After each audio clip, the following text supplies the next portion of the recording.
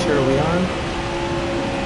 But if you guys cannot tell, I am practicing because this is my first day back on Heat 5 in a hot minute.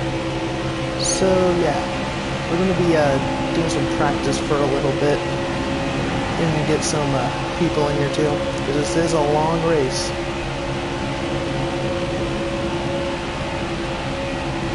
And as you can see, we are driving Michael McDowell's Ford Mustang today for this race, because as you can tell by the title of the stream, we are going to be recreating the 2021 Daytona 500 that just happened 3 days ago.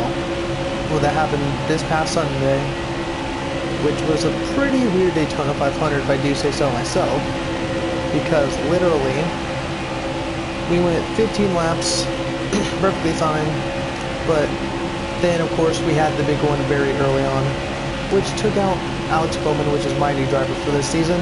And oh my god, in the reactions I did with Brandon, or Blue Jimmy 48 fans, you guys know him, literally I was raging that time. I was legit raging, and I was mad and upset.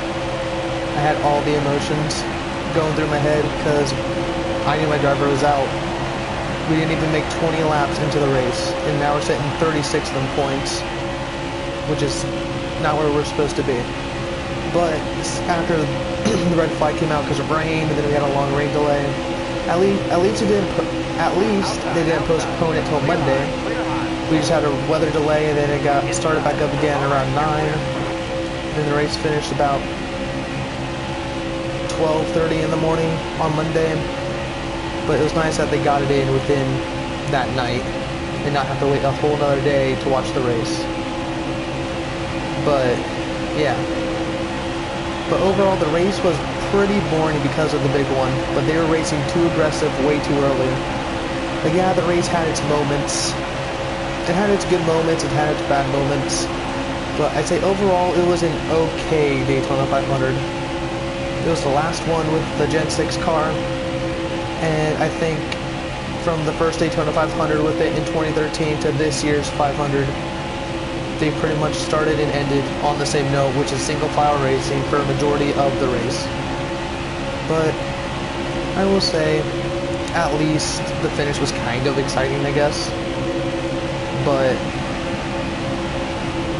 the finish, I'll say, is probably one of the craziest finishes I have seen, especially for a last lap. But I'm surprised they didn't go with 2 to go. The race was pretty boring because of the single file. Yeah, it was pretty boring because of that, but I'm done talking about the single file stuff. But overall, I think the race was okay. Not the best, not the worst. But I will say the finish of the stages and the finish itself was actually kind of good. But I hated that at the finish, nobody went early and tried to make a move. They all went on the last lap, or with at least 2 to go. But literally, they waited so long to get something going. Some drivers even attempted to get going, try to start to make something happen, but nothing even happened. They just waited and waited and waited. I'm like, this is not the finish I was really looking for. But then the last lap, that's when it came out, and that's when everything happened. And the Benedetto is smoking behind me. Rip, he blew an engine. Rip the Benedetto. But seriously, I just hated how much they waited and waited and waited until they finished. That is something that I was not expecting, for them to wait until the last lap to make something happen. But if they legit would have done something earlier, let's say like 5 to go, or like through 5 to 3 laps to go, they could have done something even more. Drivers could have came up and literally tried to win. More drivers could have won this, could have had a chance to win this race, but that didn't happen. And plus the big, and the reason why it was mainly single file was because of the big one on lap 15, or 14 or 15. Whatever lap it was on. But because of that big one very early on in the race, that's what made it single file for the majority of the race, which honestly luckily they did save their cars up for the finish, which is something I'm kind of happy they did, not tore up a lot of race cars from the start to the finish after that. But yeah, overall the race was okay, and I'll say that last lap was one of the craziest last laps I've ever seen in Daytona 500 history. Like, I'm not saying, I want to say it's crazier than last year's last lap, or last year's finish on the final lap, but at the same time, I don't want to say that. I'm not saying that because of Newman's wreck or anything, saying that's what made it better. No, that didn't make it better, that made it scary, and this wreck made it scary as well. But I will say that I'm just happy all the drivers walked out that day, pretty much. Well, they all got out of the cars pretty quickly, and everyone was okay, which Keselowski did go into the catch fence, which he did. He actually did. I'm pretty sure he did. The rear end at least hit it. But that was really the biggest cause of it, and because of that, there's a big fire. But honestly, I think NASCAR could have, could have kept it green for the finish because it wasn't that much further. But I'm glad they did throw the caution because we didn't know if anyone was hurt or not at that moment. But once that big flame came out, the big fiery flame came out during the wreck, that's when everybody decided to, that's when NASCAR decided to throw the caution. Race was over. McDowell won the race, which I am happy for him. I'm happy he finally won. I'm happy he is going to be competing for a championship this season in the playoffs, but I don't know how well he's going to do. He might make it far. He might be out in the first round. He might be out halfway through the playoffs. I don't know. But yeah. But that's enough about the race. But again, well, I'll just say this to end this part off. Congrats to Michael McDowell on winning the Daytona 500 this year. It was a well-deserved win. It was a long time coming to get your first win, and to get it at the Daytona 500 is something pretty big. So, congrats, McDowell. Hopefully you can win more races this year, be way more consistent this year, and hopefully you have a great season. But enough about that. Enough of being like 90 minutes into this. Let's get straight into it, shall we? Hold on. Next session, qualifying. And give me a hot minute. Well, a second.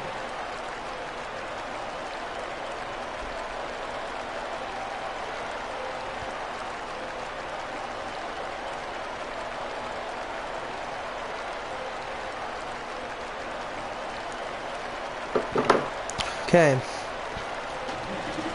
Okay, let's go out for qualifying, shall we? Let's see where we're going to start in the Daytona 500.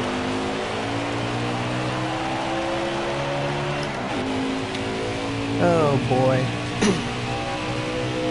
I don't like how quick qualifying though for this in Heat 5, that literally you have your warm-up lap and then you have 2 laps to get it done. But at super speedways you got 2 qualifying laps. But everywhere else, at every single other track, it's legit 1 lap that you got. And I think it's stupid that Daytona and Talladega are the 2 tracks that make you have 2 laps. But yeah, I guess it's one's more as your up to speed lap, and the other one's your actual flying lap. But make it like real life and just make everything 1 lap. It would be way better. But yeah, let's start our qualifying run. See where we start in the Daytona 500. And guys, with this race as well, we are racing a 100% race, so this is going to take a hot minute to get it done. It's going to be a couple hours to do this, so hopefully I can last. Which I know I've done this once before, and I know I wanted to recreate the Daytona 500 this year.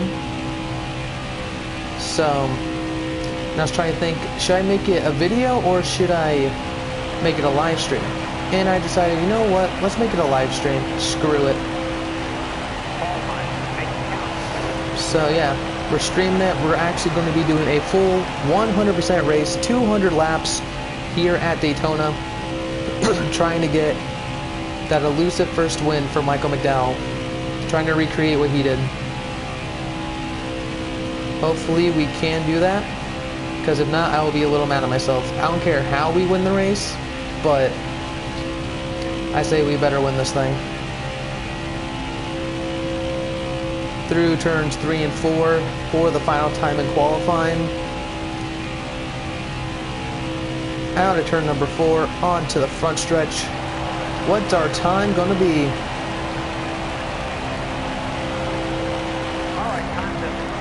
Faster than the second lap, 36th. That is not good. 36th. I mean, we're starting towards the back, which is fine, I guess, but yeah, let's see who's on pole. Corey LaJoie's on the pole. Wow. Where's Bowman? My boy Bowman's 19th and Byron's 21st. And I am obviously going to call the drivers what they're actually called in this race. But if I ever did a 2021 career mode kind of thing on this game, I would say other drivers, like for example, like the 48 of Jimmy Johnson, this would be Alex Bowman, and then the 88 of Alex Bowman would be Kyle Larson, kind of that kind of thing. Jones would be Christopher Bell, you know, kind of flipping things. And the 95, I would actually make that Bubba Wallace. That kind of thing. That's pretty much what it would be if I did a 2021 styled career mode or anything, but yeah. We are now ready. We are now starting 35th. Which is good.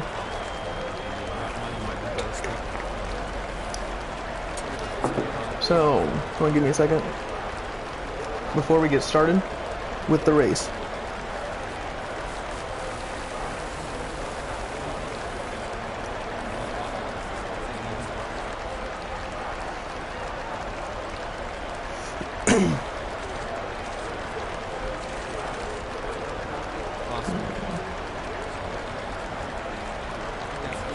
So yeah, let's get started in recreating the 2021 Daytona 500. We're here at Daytona International Speedway for the Daytona 500. Kyle Busch isn't nearly as fast as expected. William Byron failed optical scanning station multiple times, and Corey LaJoie is your pole winner. And there we are, starting 35th. Out of turn number 4, on to the front straightaway. Boogity, boogity, boogity. Let's recreate the 2021 Daytona 500, boys.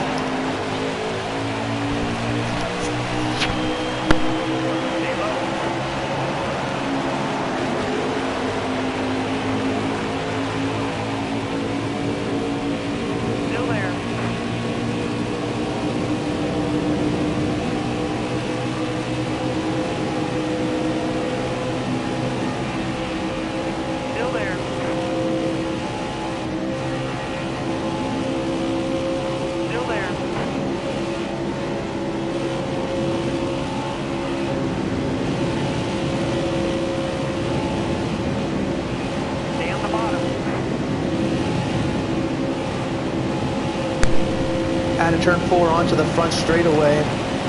Looks like Joey Gates is going to lead lap 1. Pretty sure. 64 to go on the stage. And one thing I did change about the AI versus the last time I did a 100% race here at Daytona, I made the AI recovery skill, well, I made them less skill in AI recovery. So now I have to be very careful about where I place my car and how hard I hit somebody. So now I have to literally be more careful about AI cars than ever. I can spin somebody out very easily, but don't want to wreck anyone. Going to complete lap 2 now. We've only gained a couple of spots. Haven't fallen back any, really. Still have a long way to go in stage number 1.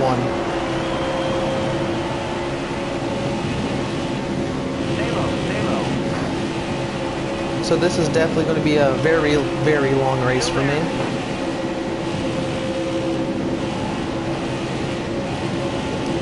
You hear me lifting out of the throttle a lot because of literally of how slow the AI is going right now. Not going flat out. Because this is what it's like being in the middle of the pack, or towards like the back of it, with literally 40 cars in a pack. So having 40 cars in a pack isn't really helping my case right now. Across the stripe, we're up to 38. Well, not 38, 28 on lap 3.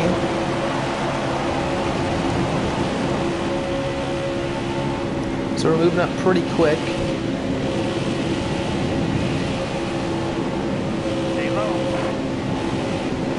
So I don't know how crazy this is going to get in this race, so I am prepared for anything. I'm prepared to even be involved in a couple of wrecks. And I did turn off the AI, I did turn off damage because I do not want to DNF in this race, so we're going to be going flat out in this.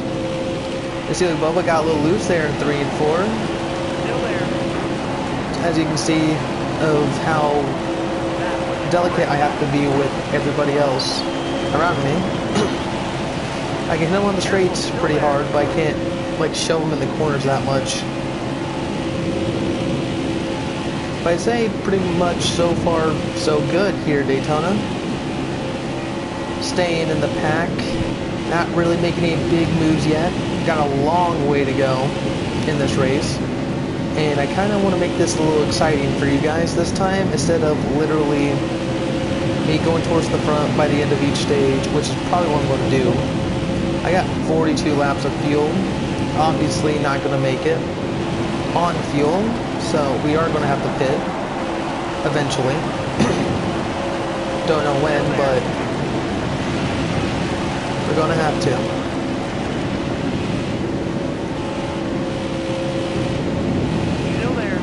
And I think this time in this race, I'm starting this race earlier than I did the other Daytona 500 race I did.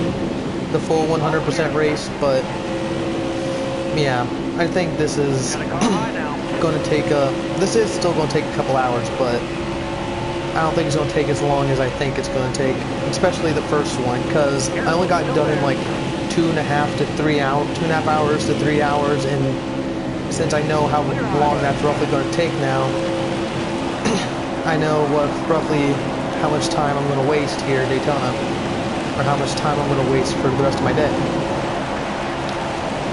And as you can see now, Justin Haley is in the lead now. The pack is starting to get a little spread out, but we are all still together, as you can clearly see. Then we shoved Bubba Wallace through turn 2, and you saw him slide there. Now he's going to go up, obviously. Dang you, McDowell. Well, dang you, Bubba. Actually, I'm going to go up on the high side now. Oh, of course he's going to leave me. Guess I'll stick it to the high side then. It's like Ryan Blaney's trying to get to that gap there that he got into, which is good for him. Now I'm really going to draft with Bubba right now. I'm legitimately just on the high side, just doing something, trying to make something happen. Okay, got the draft from Kyle Busch now. See if we can do something with this. Get a run out of turn 2 or something. Yep, got a huge run on them all. Everyone's stacking up. There's Kenseth, which surprisingly this year it's actually appropriate to use the Clover car for Daytona, because this year Ross Chastain drove that exact car for the 500. Surprisingly.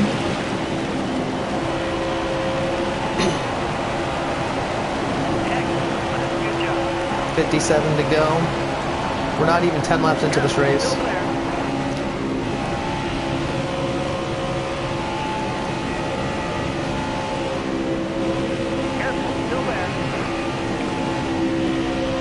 It's like we're not even, oh, we already hit the wall early. Of course we would hit the wall that early this early in the race. Not even 10 laps in. we always hit the wall early at Daytona for some weird reason, especially when we're on the high side. It's probably because I'm not good on the high side, but I'm decent in the middle and I'm really good on the bottom. Oh, there we go, hitting the wall again. Now we're on the rear bumper of Bowman, trying to help him out.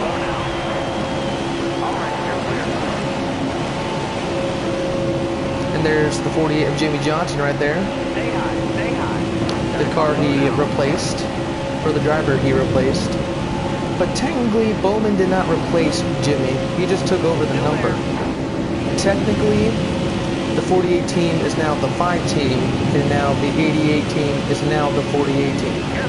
All they did is just switch numbers. So the 48 crew is Kyle Larson's big crew this season.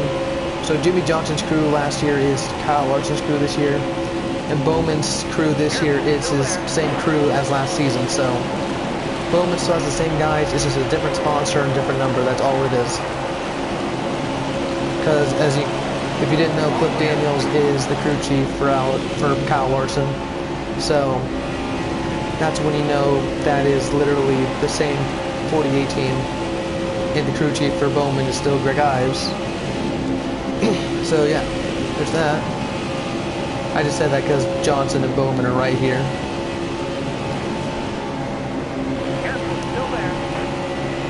And the weird thing about reactions on Sunday with with Brandon, and if you guys don't know who Brandon is, he's Blue Jimmy 48 fan on YouTube. But the weird thing about reactions on Sunday was literally, it was the first time where in a NASCAR race that we rooted for different drivers. That about all 3 of us rooted for different drivers because we were all fans of Jimmy Johnson. We all rooted for him for the past 4 seasons that we've done it. So from 2017 to 2020, we all rooted for Jimmy.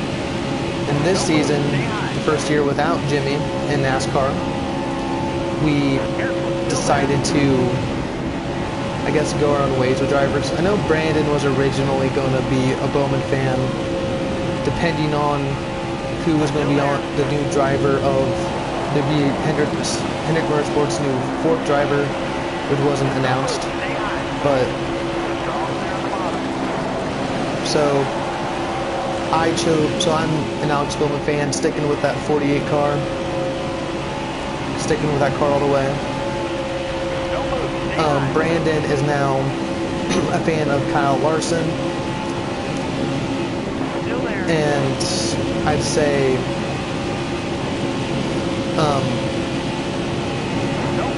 it's interesting rooting for us in the reaction squad, rooting for different guys. It's a little weird.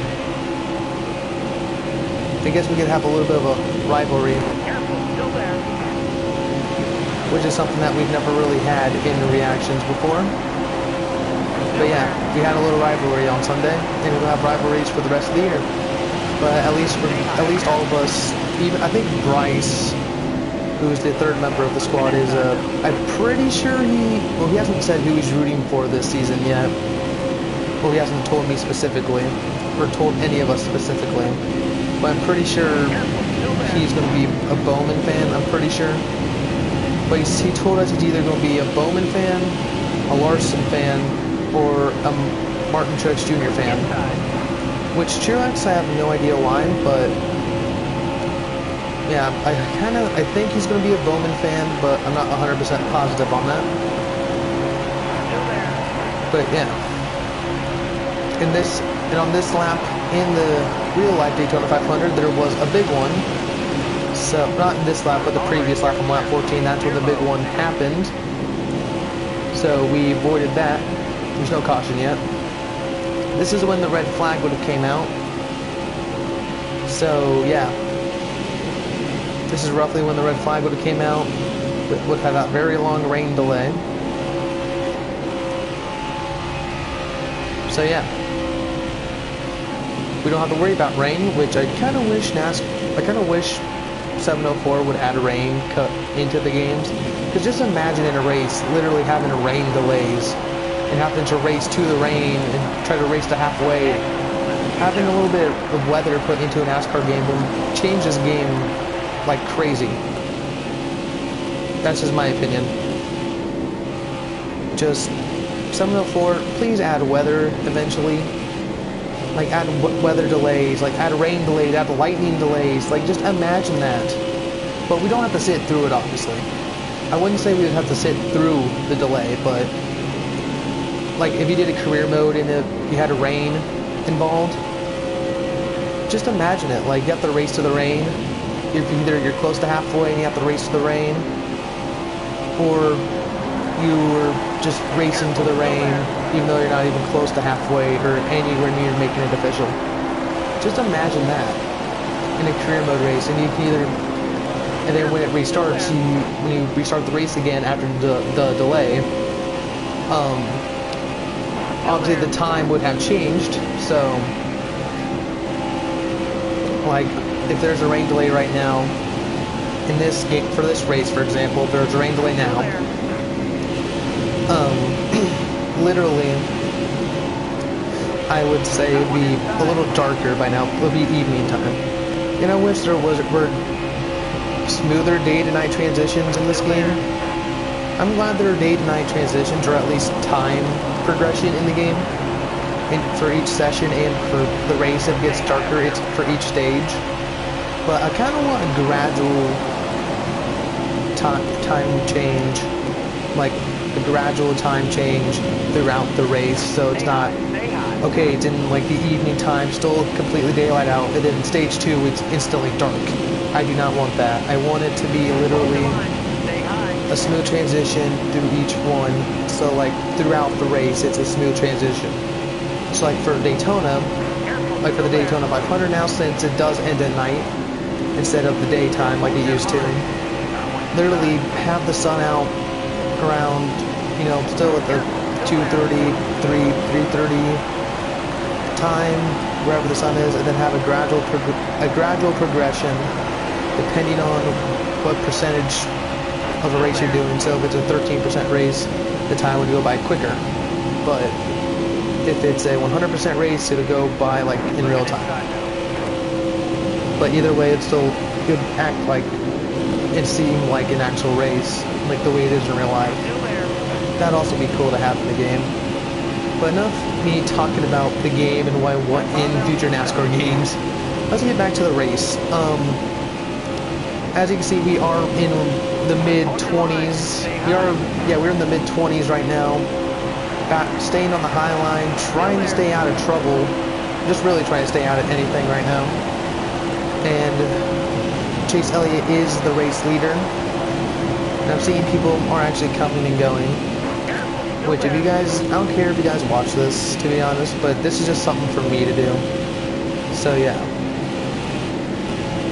This is just something for fun for me, but it's going to be a pain in the butt doing this. Just knowing of how much longer I got in this thing. Or knowing, like, how much longer of the race I got. Oh, there's a wreck, Ooh. Somehow I avoided that. There's a wreck. Somehow we avoided that. Oh boy, we already have our first wreck. Let's just scroll down and see if there's anybody out. I don't even know who's out. But we do move up to 25th. But yeah. Here we go to the Geico restart zone. The green flag's back out in the air here at Daytona for our first restart of the Daytona 500. And 42 laps are left in this race.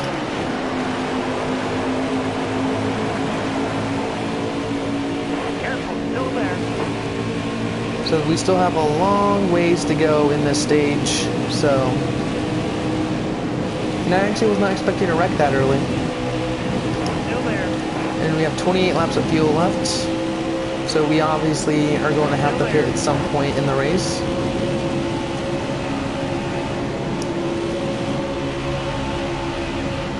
I mean, we honestly could have pitted. We could have came into the pits and topped off on fuel, but I didn't, obviously. How many laps are left now in the stage? 41, so yeah, I would have easily had enough fuel to make it to the end of the stage. Okay, drivers are just going crazy now. Which I am being like gentle on the throttle and everything, just trying to make something happen.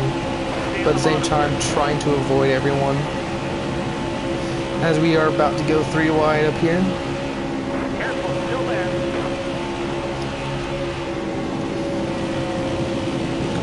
Which we are playing it safe right now. We are now inside the top 20. Or we're now in the top 20, so there's that. We're just trying to keep it nice and smooth right now, not really trying to make anything big happen. Because I don't want anything bad happen to us. So there's 40 to go, and we have 26 left. Yeah, we have 40 to go, and we have 26 laps of fuel left. So we still have little ways left to go in this stage. Stay on the bottom.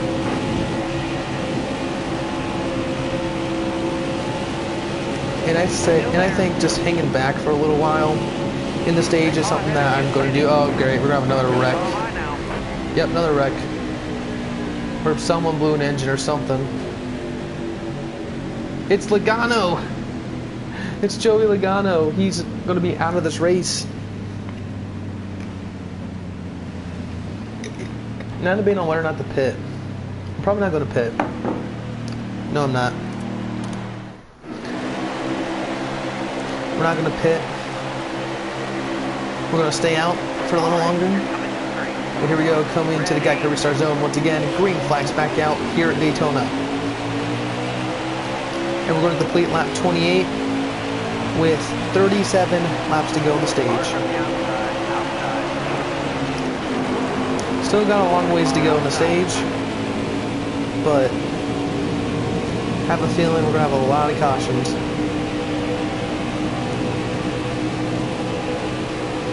Gase, you're just like slamming down on me.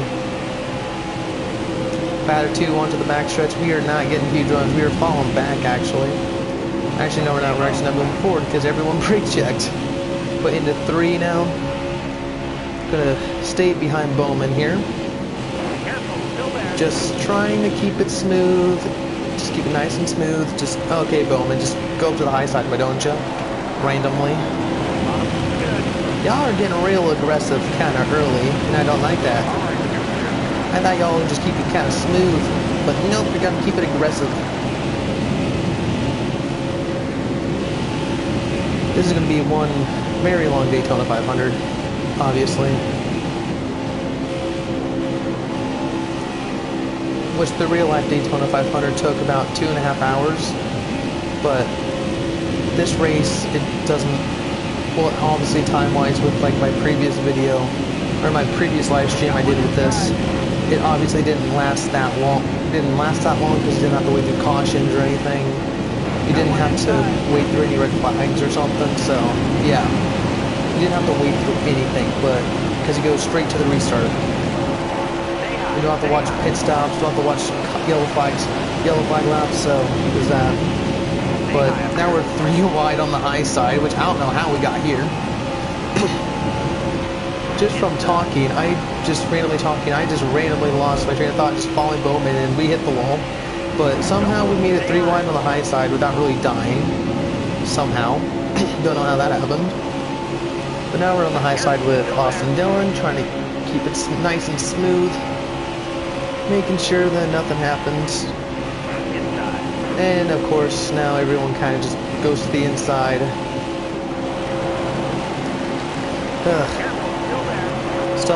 We're about roughly halfway through this stage. Still have a long way to go.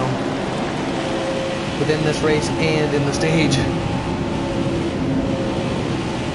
Which we're only a little over half an hour into this thing, so it's not that bad. But we've already had 2 cautions so far. One for a wreck in turn 3, which I almost was involved in, but I avoided it somehow. Ah, crap, that's a wall, didn't turn. Yeah, we avoided a wreck in turn 3, and then there was another caution that happened in turn 3, but it was for literally a driver blowing an engine, or they blew a tire, so. Okay, Stenhouse. Why don't you just go to the high side with me? That just works.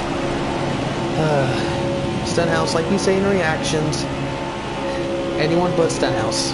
Anyone but Stenhouse. If y'all watch my reactions I do for Brandon, y'all should know that we do not like Stenhouse for what he's done with Jimmy. And he's already been so close to wrecking my new driver Bowman, and as well as Brandon's new driver Kyle Larson. So that's interesting. Well, not Larson, but Stenhouse is being his same old ways as 2020. And it's felt like nothing's changed in 2021, really. Besides Jimmy Johnson not being in the Cup Series anymore. Besides that, well, besides Boyer and Johnson not being in the Cup Series, there's been like no difference. And I see Johnson's up there right in front of Stenhouse. I do not like that combination. I don't like Johnson being in front of Stenhouse. So Johnson, my guy, can you just avoid the 47, please? That's all I ask. Just avoid the 47 at all costs. I don't care if you fall to the back. Just avoid him. I'll even pass him. Oh, great. He's brake checking because of Johnson. But thank you, Johnson, for brake checking him. I'm only using Stenhouse because he is the closest one to me. And I can see, wall again. I can see drivers are going a little crazy up there. And Kyle Busch is to my inside, who I also don't like.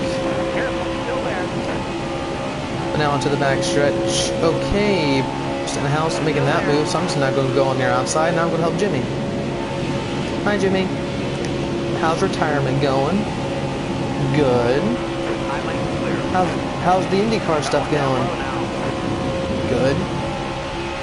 Now let's go make you win a Daytona 500 in NASCAR E5. Or at least push you to the front. Across the line, 30 to go in stage number 1. So I've got plenty of racing left in the stage. And my girlfriend is texting me, oof, which I'll get to her as soon as there's another caution or the stage is over. And I don't know if I'll be able to make it up all the way to the very front to win the stage or not. But I can see all of us are still kind of in a pack, so that's interesting.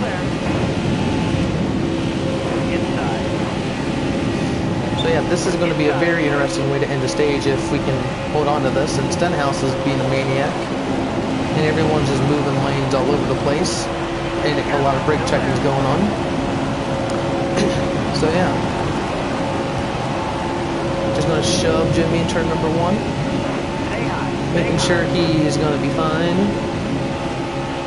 And get him away from these guys. And because the AI's skill recovery skill is lower, is set on low, that's what's going to make this race a little bit more difficult, since I have to be very gentle with who I push and how hard I push or how hard I hit their bumpers. Kind of weird that I'm partners with my favorite driver in front of me, and then my least favorite driver is behind me. Huh, what a coincidence. Johnson's is going crazy.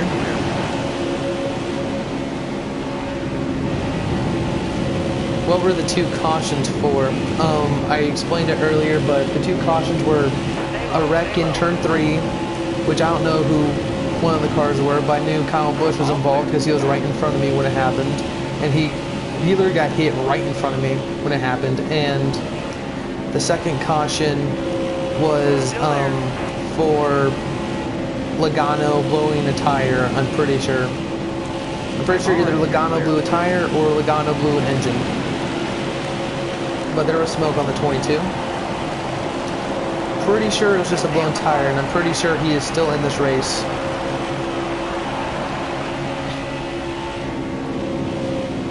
But yeah, we're trying to make something happen here. Careful, still there. I guess we're trying to make something happen. In reality, we're really trying not to. Like, I'm honestly not trying to make something happen. I'm just somehow moving up the pack, following Jimmy. Somehow I am. But yeah, side by only double file right now, which isn't bad. But how is Kyle Busch still there right behind me? How? It'll be pretty sad if I don't get any stage points in this race. And there goes Ty Dillon in the sucker hole. Bye, Ty Dillon. Oh, but then there's Austin Dillon right in front of him. Huh. He's also going to the sucker hole. As Jimmy and I go to that inside line, going to take that position away. Still there. Jimmy and I are going to try to take this thing to the front. Please don't go to the middle, Jimmy. That's all I ask. Don't go to the middle. Still there. That's honestly all I really ask. Don't go to the middle. Stay in the bottom. Stay in the bottom, Still Jimmy. there. Stay in the bottom. Thank you. Thank you, Jimmy, for staying in the bottom. Ooh, don't hit them too hard, because of me having to be gentle with them. Or me being gentle with bumping them. To the line. 25 to go on the stage, and how much fuel we got? 14 laps. So if there's a caution, we're going to be good on fuel, but as of right now, well, as of right now, we're obviously not going to make it to the end of the stage, so we're going to have to pit sometime. But as the looks of it, if we have our caution, we can go in, get some fuel, finish out the stage. Because oh boy, Chase, you just blocked your own teammate. But yeah, my goals in this race is to win every stage and obviously have to win the race because I'm recreating the Daytona 500 from this year, so McDowell has to win this race no matter what. So as me driving as McDowell, I am literally making it happen. So the cautions on this game is more realistic than the past. Literally, the crash physics are still the same. Well, this is legit NASCAR Heat 4, but with 2020 stuff. That's practically all this game is. There's some improvements here and there, but yeah, there's a couple of improvements, I will say, but overall, it's the same exact game as Heat 4. But if you want updated stuff and you don't have Heat 5, but I say if you have Heat 4, but you're tired of racing 2019 stuff and want the 2020 stuff, I recommend getting Heat 5. But overall, Heat 4 and Heat 5 are the same game, but the crash physics are better than Heat Evolution, I will say that, in Heat 2 and Heat 3, but Heat 4 and Heat 5 roughly have the same crash physics, but the timing of cautions is kind of realistic. But yeah, for the most part, it's pretty realistic. But sometimes it's not. And Jimmy's in the sucker hole, and there he goes. But yeah, that's my thing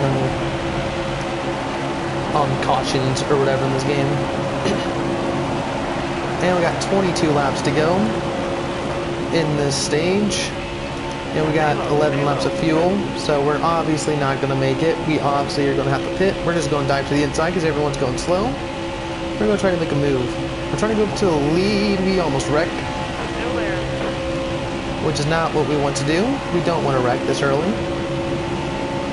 Even though damage is off, because I want to make it to the end of this thing. So yeah. Heat 2 was the last game you had? Oh my god, dude.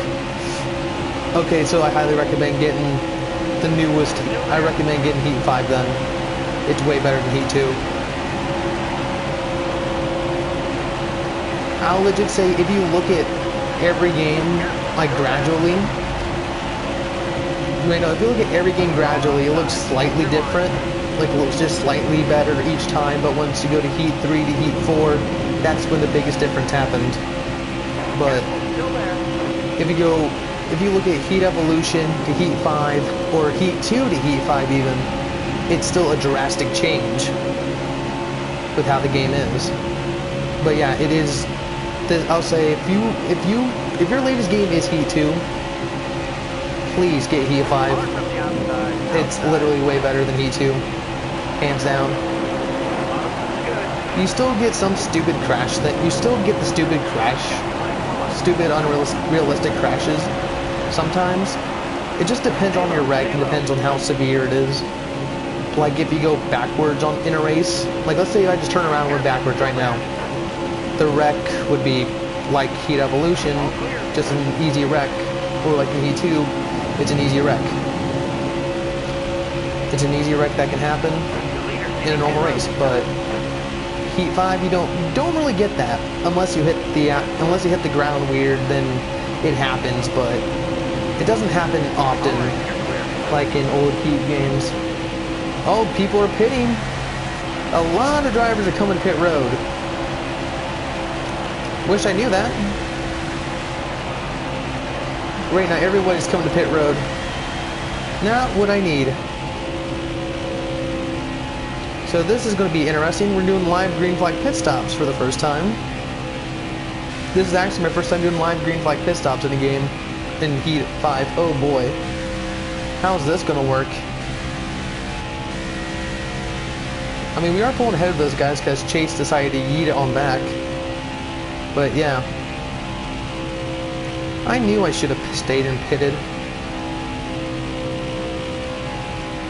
I should have pitted on that last caution, but oh well. Drop the speed, driver. Okay, we're good. We're gonna put half tank. We're gonna put no tires in this thing because I want to do well in this stage. We can pit at the end of the stage.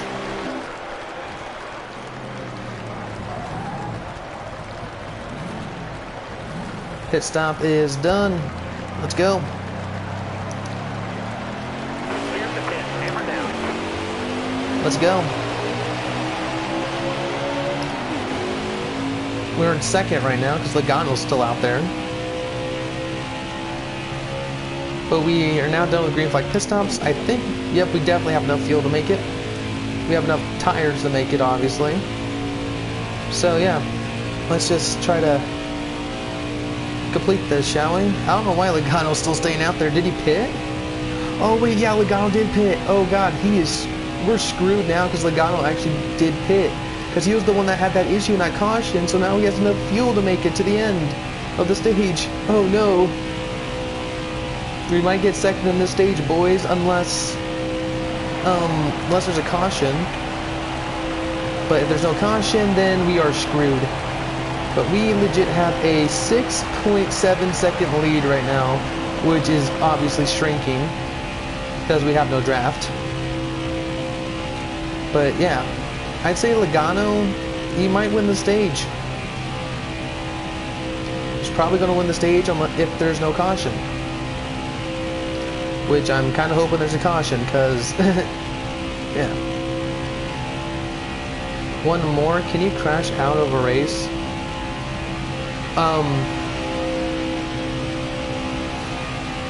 What do you mean by that, like by one more? Why are you questioning one more? I'm confused on what you're asking by that. Oh, thank God, caution. That's actually what I needed. Thank the Lord. But, Sips Ahoy, what do you mean by one more specifically? Because I am highly confused. Alright, you're coming to three. But coming to the guide car restart zone, we're gonna have how many? I think 13 laps to go in the stage. Yep, 13 laps to go in stage number 1. We obviously have enough fuel. Last question. That doesn't help me either. Careful, still there. Inside. I am still very confused on what you're trying to ask me by one more. Farther on the inside. I understand can you crash out of a race, but I don't understand what you mean by one more. Careful, still there. But we're now going to go try to fly to the inside of Joey Logano. We're going to try to make the lead. Into the lead of the Daytona 500 we go. And there we go, guys. We're in the lead of the Daytona 500 as Michael McDowell. Let's go win the stage. But, Ships Ahoy, what do you mean by one more? Like, I know it's like the last question, but... Oh god. Drivers all over me right now. But I don't understand what you mean by that, though. I understand, can you crash out of a race? I mean, in Heat 5, yes, you can DNF from a race. You can DNF in this game. Oh, one more question. Oh, one more question. That's what you meant. Okay, I was so confused on that. Okay, now I get it. I'm sorry. So, your question, your last question. Can you crash out of a race? Yes, you can crash out of a race in Heat 5. Because now you can actually DNF. You can DNF from a race. In some of my championship modes I've done on this game, I have crashed, I have DNF'd. Even I had no damage on, and I legit still DNF'd from the race. Until they added an update so you can turn the DNF or career mode DNFs on and off. But I don't know if you can still DNF. You can DNF in quick races too, I'm pretty sure.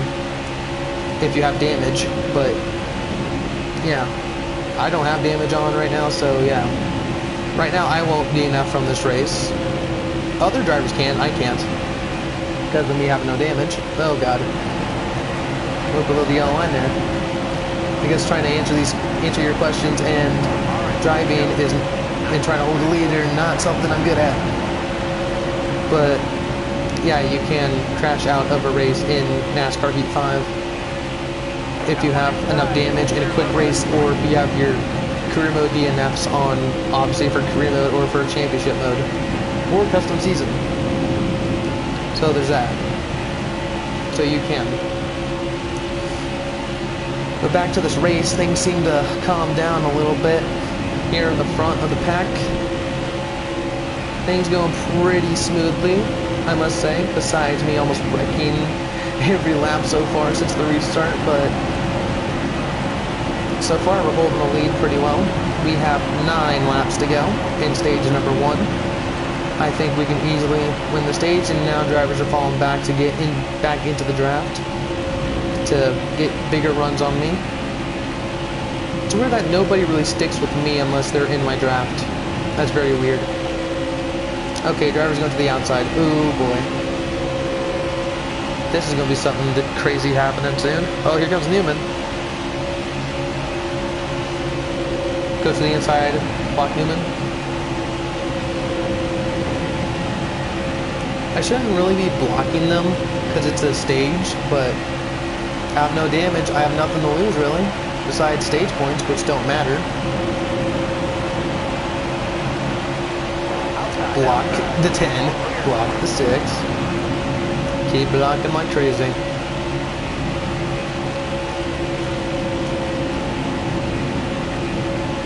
And I'm excited also for this year's game, which you don't have like an official title for it or anything. It's not the Heat 6. It's not NASCAR Heat 6. Because the Heat franchise in this game is officially done. This is Heat 5. Well, NASCAR Heat 5 is the last game in the Heat franchise. And we're pretty sure the next game that's coming out is going to be called NASCAR 21.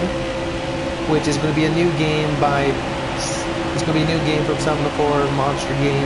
No, I don't think Monster Game is working on this. I don't know who exactly is working on the game. I'm pretty sure it's the same guys who's made Heat 5, but it's going to be a game built from the ground up. So, kind of like, it's like Heat Evolution, the way it's going to work, but it's going to be different. So hopefully, they're getting rid of the Unity engine. I think they're going to the Unreal engine, so they're going to have a good... Graphics are going to be good, but I don't really care about graphics. But yeah, I say they've used the same engine since Heat Evolution, and from Heat Evolution to Heat 5, they did a pretty dang good job of making it look really good. But for NASCAR 21, I have no idea how good it's going to look. It could be a crap game, could be a really good game, could be the best game you've ever had. But hopefully, it's going to be a really good game. And this next game is going to really determine NASCAR games for consoles. It really is. And I just hope it's going to be a really good game. Which if they build upon from this game, if they build upon from Heat 5 and make things like a step up, make it a step better, or even 2 steps better, even just 1 step better will be enough and make it an amazing game. So hopefully hopefully NASCAR 21 is going to be a really good game. That's all I'm hoping for. And back to this race, we do have 5 laps to go in stage number 1. We are in the lead. Stenhouse is right behind us. We're trying to block him like crazy, and drivers are coming on the outside, which is not good. I don't know who that is. Okay, that's Austin Dillon. I was highly confused on who that was. But that is Austin Dillon in the 3. Out of turn 4, onto the front straightaway we go. 4 laps to go in stage number 1 at Daytona. Looks like Austin Dillon is trying to make something happen here very late in the stage, but it's not going to be enough as of right now. Something might happen later on, I do not know, but yeah. Something might happen, I have no clue. Now drivers are going to the high side. Of course, Stenhouse decided, like, yeah, let's go to the high side for no reason. Let's make something happen up here, which I'm obviously want to be down on the bottom, not on the top, because he's obviously just given time to literally the bottom lane, which is not what you're supposed to do, dude. Stay on the top, stay on the bottom, dude. That's what you're supposed to do. But now here comes Logano. 3 to go in the stage. Now things are going to get dicey. Right now this double file blocking thing that I'm going to have to do for the rest of the stage. Great. With my crazy block and I do middle corners, which I don't think a lot of people do. But I definitely do it. The way I block is weird. It's like I block the high line into 3, but then I block the bottom lane going into 3. In the middle of the corner, the top lane will usually get a run, but they didn't that time. But watch, see, look, now they're going to get an incredible run somehow. But out of 4, 2 to go in the stage. Now this is going to be a crazy finish to a stage, I must say, if they keep it the way it is.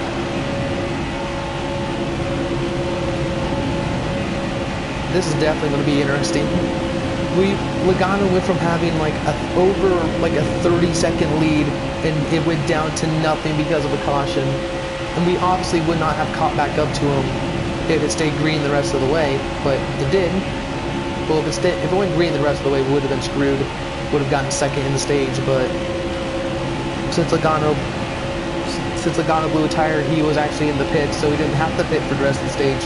He was not hoping for a caution, but now he's up here after the restart battling for the lead with us. But here we go, white flag, stage number 1, well, for stage 1, and we are battling big time. Now we're going to be battling with our teammate, John Hunter Nemechek.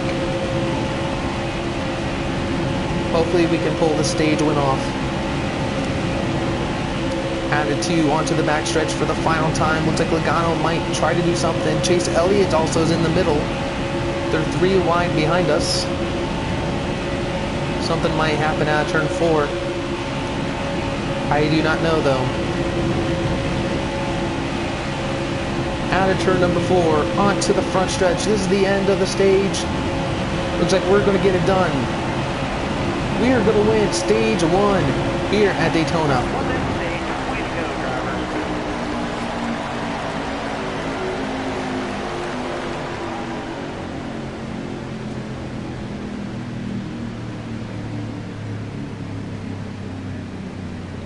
Okay, everyone's pitting, so I'm obviously going to pit. Wait. Yep, things are good. 4 tires to get fuel. Yep, pitting. Still in the lead. Huh. But here we go. Coming to the Geico restart zone. Stage 2 is underway here at Daytona.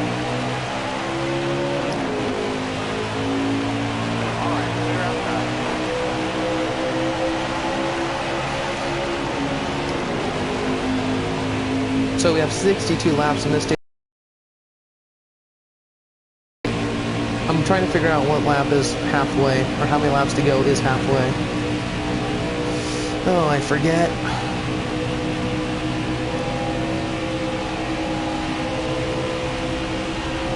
So I know it's 130 laps, so 6. So lap 135. No, not lap 135. It'll be lap 135, I'm pretty sure. Or it's lap, I don't remember. Yeah, it's gonna be lap 130. Yeah, we're gonna be on lap 130 at the end of this stage, so subtract 30 from this stage. So, 6.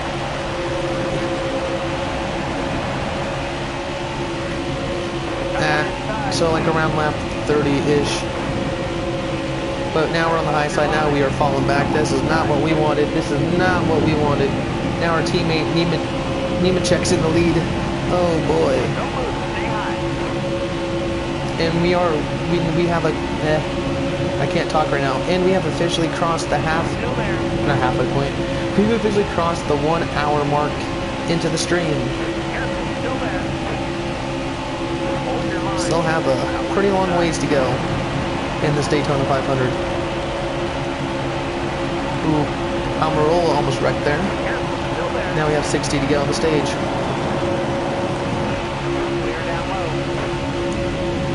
And back to the lead we go at Daytona.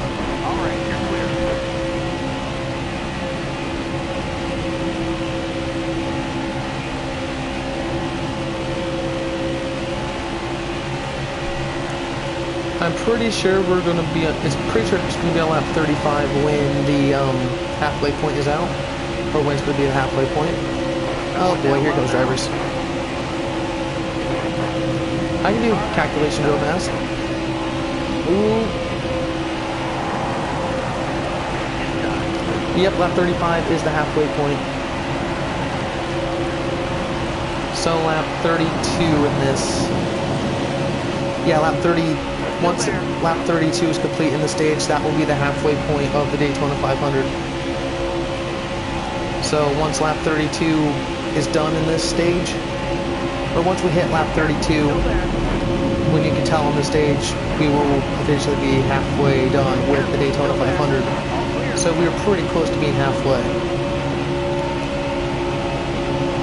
And now we're on the high side up against the wall, which is not what we want to do. But, and of course, Almirola just brake checks.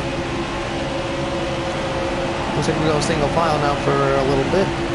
Now back to double file. 58 laps to go on the stage. And Almirola gets run on the high side, of course. And then me over here just trying my hardest to keep the lead. But we're side by side for the lead right now.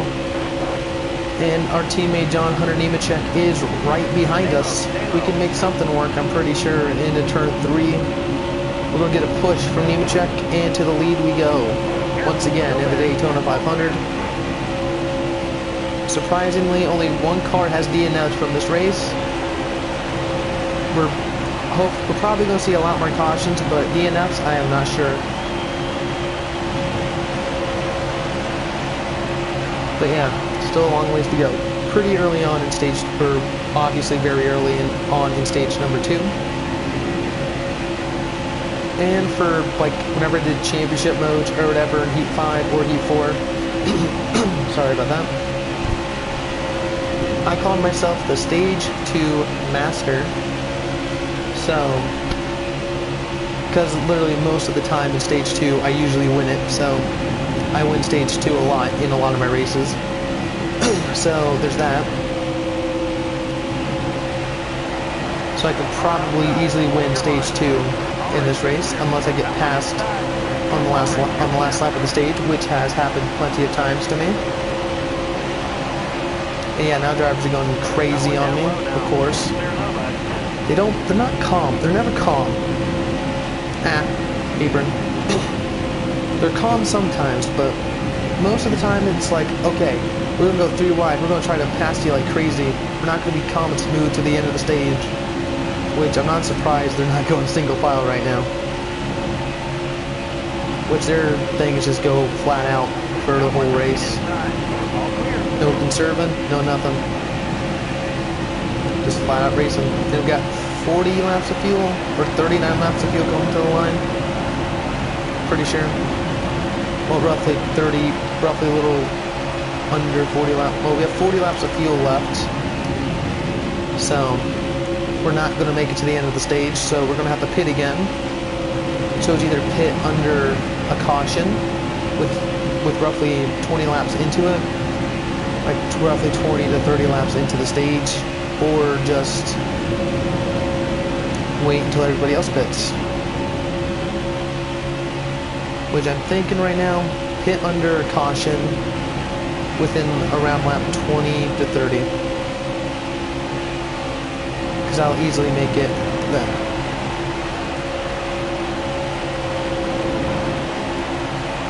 Thanks here now, they're a little calm. The AI decided to go a little bit calm right now, so that's good at least on my part. As I am literally just watching my mirror more than what I'm doing on track. Just like what Cup drivers really do. Just watch their mirrors more than what they do on track.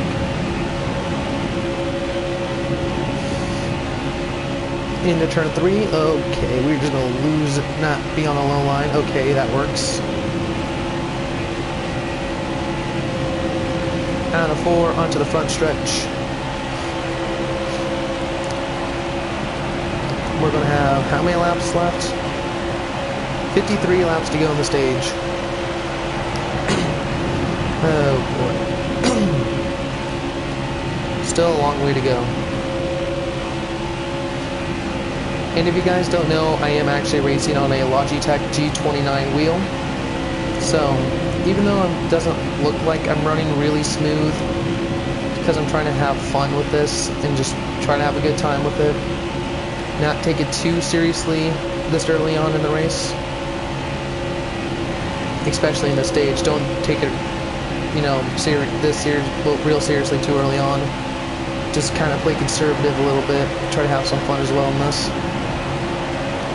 But, yeah. So, racing with a wheel, in my opinion, is better than a controller, because you're honestly just way smoother. You can at least hold lines in super speedway racing. Like, I can hold the bottom easier, I can hold the middle easier, I can even hold the top easier. Because my previous console, which was obviously the PS3, when I raced like NASCAR 15 and stuff on that game, on my console, I had the controller because I didn't have a wheel. But I did have a wheel, it was the Thrustmaster T80, but that wheel actually really sucked. Wasn't really compatible for any of the games I had, so I didn't use it really. And it just sucked. But now I have a PS4, and with the PS4, I've gotten the Logitech G29, and since then I've actually had a lot of fun had a lot of fun playing all my racing games, because most of the time it feels like I'm actually driving the thing. And my fingers don't hurt. I just gotta focus a lot and just actually turn like I do in the real car. I love the wheel. If any of you guys don't have a wheel, I highly recommend getting a wheel. Even though this wheel, the G29, actually does cost $400 brand new, but when I got it around Black Friday, so, or roughly when things were on sale, roughly around Christmas time, I got it half off for $200. So that was getting this wheel for $200 was easily a steal. It was easily a steal. But yeah, I'm glad I do have a wheel. It's fun. I actually do have more fun on a wheel than I did on a controller. But sometimes I will occasionally on other games go back to a controller just to see, well, just to relax from the wheel, because sometimes it hurts to play on the wheel, because my arms will get really tired, which I'll get a workout, which also really does help, even me with my actual racing I do, with my micro sprint racing, because racing with the wheel actually does really help my reaction times and stuff, unlike a controller, because I actually have to react with a wheel instead of a quick little thumb movement of a joystick or thumb movement on a D-pad. It's legit me moving both my arms to the left or the right, trying to block drivers or trying not to wreck. But yeah, it's easier, to me personally, I like the wheel better than a controller, so yeah. And again, if any guys watching do not have a wheel, I highly recommend it. Get a wheel, even if it's a cheap wheel. This wheel I have right now, the G29, is like it's like a intermediate wheel. It's not like a beginner wheel, but at the same time, it's not an advanced wheel, like a really good wheel, like a Fanatec wheel. Which in the future, I do want a Fanatec wheel. Like, I want the like F1 kind of wheel, because I kind of want like an F1 or IndyCar styled wheel to have for my consoles. Because I don't know why I just want that. It's probably because I like the style that more than just the wheel I got now, which is just, you know, almost a fully circle wheel, like a normal wheel, but with paddle shifters. That's practically all it is. But I wish I had like an F1 styled wheel, or like an IndyCar styled wheel. Practically what an open wheel, like an open wheel racing series steering wheel is. That's basically what I want. Because I really like those kind of wheels, and I feel like it'd be a way, to me it'd be better for me personally to have, even though what I race does in real, even though what I race in real life is not like that, it's more like the wheel I have now, but I'll just prefer it. So yeah, kind of want like a Fanatec F1 wheel, pretty much I just want that. But now we got but enough talking about wheels and stuff. I can go on and on about a new wheel in like a whole new different rig than what I got, because my rig is actually very simple. Because I'll just say my rig is literally the desk, my PS4 to the left of it, my TV, my TV is actually kind of small, right in front of me. I have my wheel hooked to the clamped down to the desk. My pedals underneath the desk, and my chair I'm sitting in is legit like a garage kind of chair. Like, if you go to like a graduation party or like a birthday party or something, those very cheap like chairs you have there that are like, it's metal but has like a very thin cushion on it, that's what it is. That's the chair I'm using currently. Because I do have an office chair that I use sometimes, but when I use my wheel, I use like this garage chair, because literally it's more stable. Because it's actually stable, it doesn't have wheels, and it's automatically like the perfect height for me for the wheel. And I actually do hope to get like a gaming chair hopefully one day, so I can have a race seat like chair. It would actually be kind of nice to have, like a GT racing chair, like a GT racing gaming chair. That's honestly what I want, or something very similar to that. Which I know where to get one, which I think one day I will get one, just don't know when. My only thing is, I hope they have brakes for the yeah, they're called brakes, I'm pretty sure. Like, you pull like a specific lever or something to make the wheels lock up, or for them to not move. I'll just call them brakes. I hope they have one of those on those chairs, because I do not want my chair rolling around when I press the throttle and stuff, because it adjusts the seat whenever I press the throttle or press the brakes, so that's why I don't use my office chair.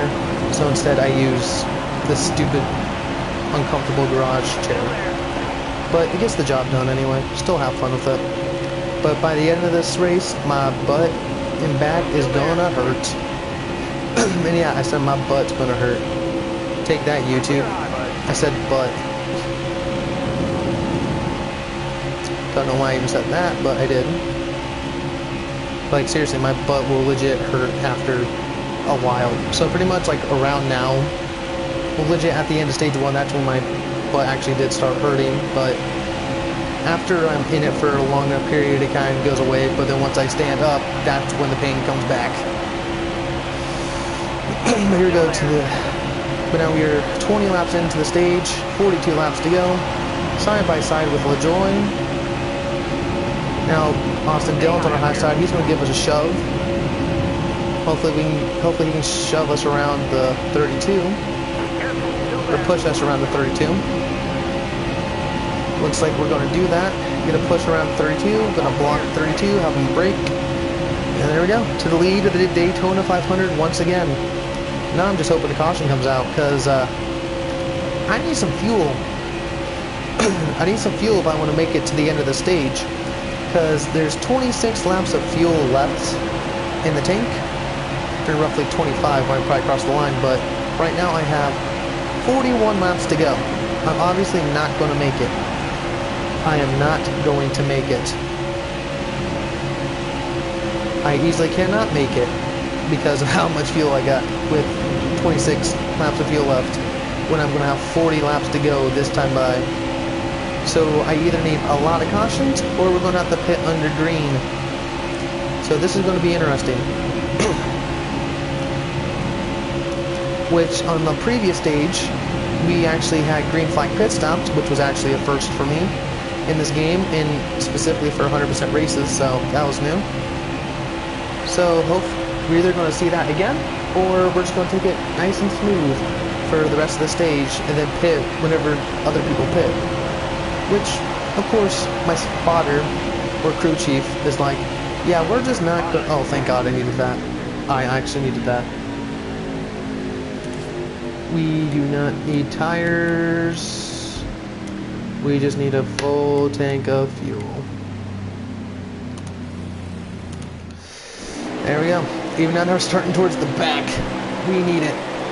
We honestly needed a pit. Now this is going to be a very interesting back half of the stage, but the Geico restart zone. Green flag is back out in the Daytona 500. Let's go. Let's try to get back through the field. And of course, AI drivers are passing me because of how my setup is. Because my setup is more on speed, not acceleration. So I get bad restarts. And as you can see, I'm almost in last. I'm in 35th right now. Oh, these guys are laps down. So, how are you guys laps down? Oh yeah, probably from the previous... Probably from green flag pit stops. That's probably why. Yeah, out of turn 4 onto the front stretch. Corey LaJoy is still going to lead the pack. We're going to go flat out. Play the triangle, 36 laps to go. So whenever drivers peel off to pit, it's going to be very interesting. Because I have no idea when they're going to pit. So when they do pit, I'm going to have to legit back out of the throttle like crazy. But yeah, that's why I'm going to try to make it through the field as fast as I can right now. And Timmy Hill's behind me. And Bobby Carter should be removed from this game because he's not even a real cup guy. And people are braking. I hit Kurt Busch there. Ooh, Reddick got a little loose there. Got a little loosey-goosey on the rear end. Of course, I was trying to make a run, but that didn't happen. So I guess I'm going to stay behind him for a little bit. 35 laps to go, and we easily have enough fuel so we can push to the very end of this stage. And of course, at the end of the stage, we are going to pit once again, so we have a lot of fuel heading into the final stage. But now to the inside of Tyler Reddick we go. We're into the top 20, halfway through the pack. Now we might make it 4 wide, actually. Yep, we're going to make it 4 wide. 4 wide in the Daytona 500. This is not going to be good. Thank you, Clint Boyer, for backing out of it. But now I have no draft. Now I get a draft from Bubba. Thank you, Bubba. Where was that when I needed it? Alright, you're clear.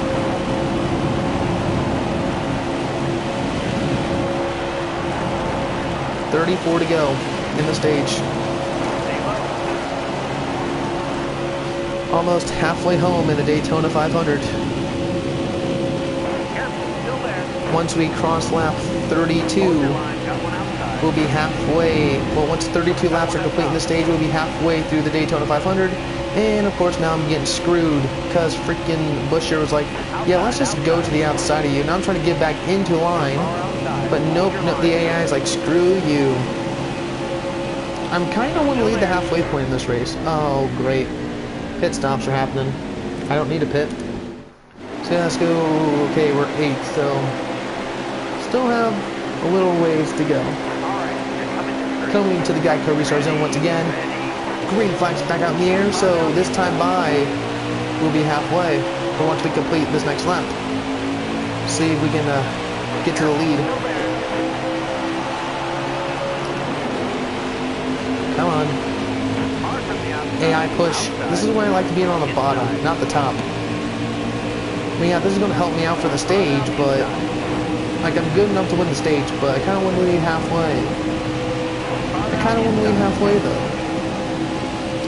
So I'm obviously going to need like huge runs here if I want to lead it halfway. Hang tight there, driver. Bottom 3. Use it if you need it. Into 3 and 4, flying.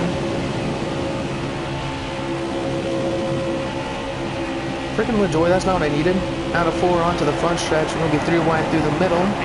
We are halfway home in the Daytona 500. And I think that's Almirola in the lead, I have no idea. Pretty sure it's Almirola. Yep, Eric Almirola leads the halfway point in the race. As we are flying through the field, trying to get back up to the lead. Even though I probably shouldn't really push right now, but I'm going to, because I kind of want to lead the most laps for some reason. Let's make it, let's make it 4 wide, or now 2 wide for the lead actually. Now we're up to 2nd, now we just need help. And of course, no one's going to help me right now. Thank you, Bubba, for getting my draft, but that's not going to help me, dude.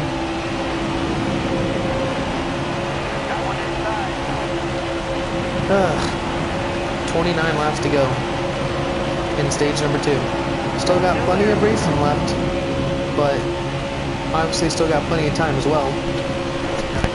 But I don't know how well we can keep it up. And I can see someone else is now out of the race. We officially have 2 cars out of the Daytona 500. No big one yet, surprisingly. We might see a big one. Alright, so let's go to the high side. Let's try to make something happen. 3 wide for the lead. Okay, that did nothing for me. Everybody else is pitting apparently now, so... well, we now have the lead in the Daytona 500. But here we go, to the Geico restart zone once again. Green flags back out here at Daytona. With how many laps to go? 26 to go. This is going to be a very long stage. It's going by quickly if we have a lot of cautions, but as of right now, it's kind of feeling like forever.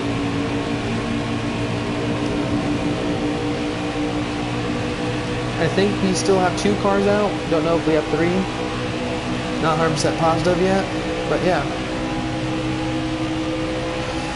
Here goes Ty Dillon through the middle. I honestly do not know how many cautions we've had.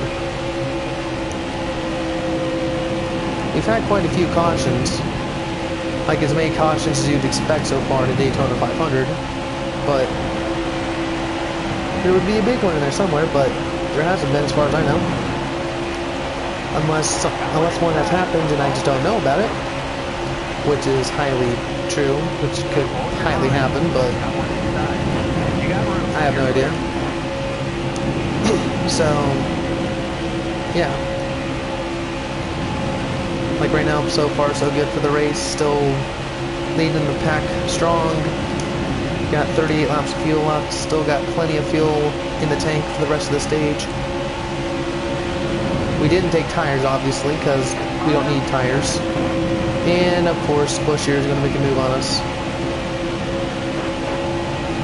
Busher goes to the lead. Now Ty Dillon's going to give me a huge shove down the front stretch. And we're still going to lead that lap, but side by side with Busher. Now we're going to go to the inside of him, block him off, get the air off. We'll cut the air off of him. And now he falls back because he brake checked. Now here comes Ty Dillon on the high side, flying. Gonna block him. Then we're gonna have to block the inside right away. Now the crazy blocking thing in this game where you have to legit feel like you're doing a pace lap at 200 miles an hour. Crazy.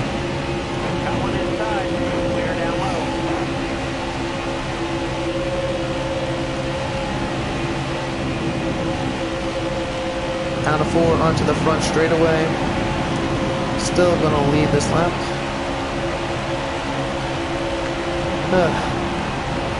Still have a long way to go. Even though we are past halfway through the stage, even though we're almost at 20 to go in the stage, it still feels like forever.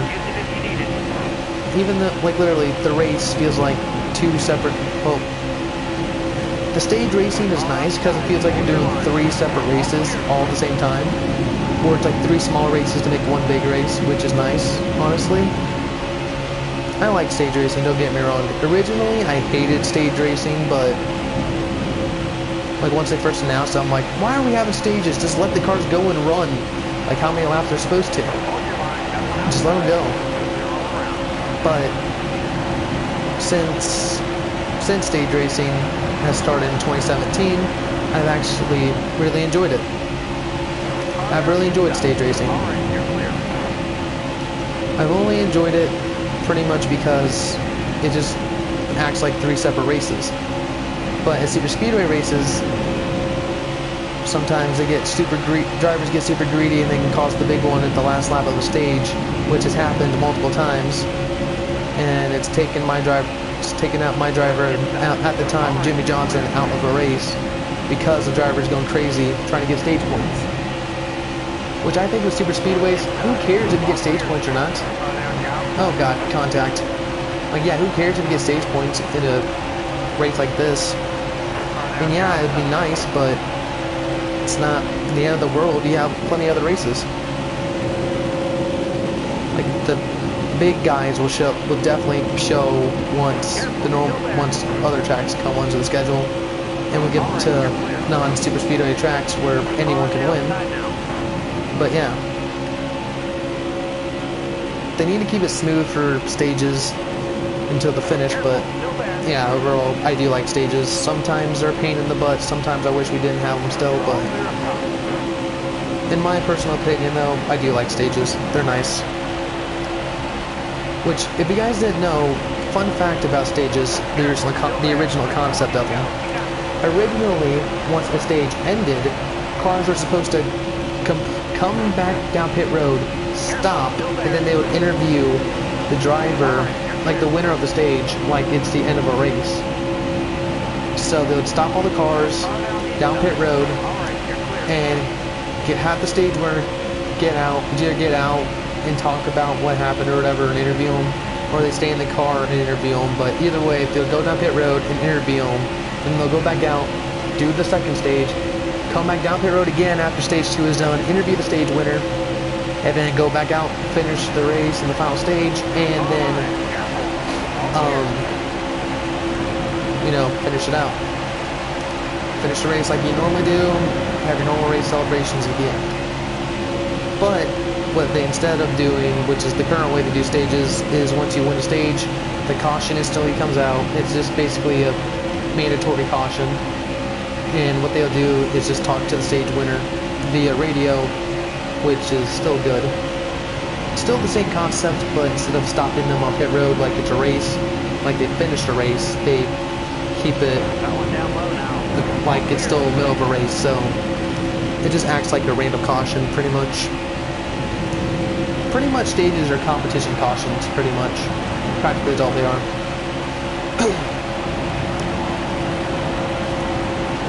I mean, that's a fun little fact about stages if y'all didn't know that.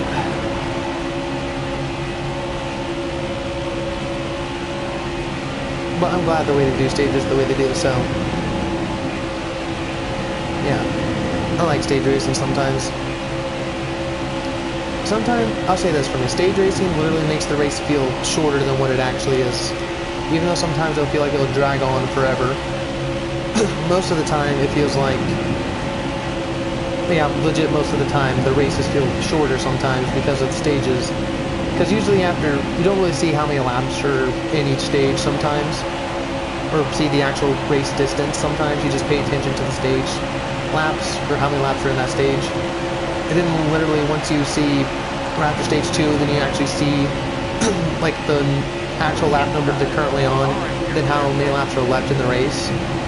You realize, oh my god, the race is almost over, they're past halfway. like the race is almost over, which and to me makes races sometimes go by faster, but sometimes it still feels like it drags on forever. Like Martinsville and Bristol, feels like those races go on forever. And road courses most of the time. But enough about that. Back to this racing. That's my opinion on stages. Practically. So, across the stripe we go. We got 16 laps to go in stage number 2. So far, so good for us. We've led the majority of stage number 2. Besides going to the pits for one caution and starting at the rear. We're pretty much started at the very back, and now we moved our way back up to the front. So now we're battling for a stage win once again. Ah, great. Now here goes Denny Hamlin to the inside. That's not what I need right now. I mean, yeah, I don't care if he passes me right now because there's still plenty of laps left. I mean, this time by, there's 15 laps to go, but literally, like, I don't care if it's 15 to go, but once it's like 5 to go, that's when it's like, yeah, I need to be up front if I want to win the stage. Here comes BJ McLeod to the inside. We're going to make contact. Oof. Maybe go to the inside. Block Suarez. Yep, we're going to go in that line with Suarez. We're trying to make something happen here. To the inside of McLeod we go. Maybe the inside of Dillon as well. 3 wide almost for the lead. Yep, inside of Austin Dillon we go. And to the lead we go once again in the Daytona 500.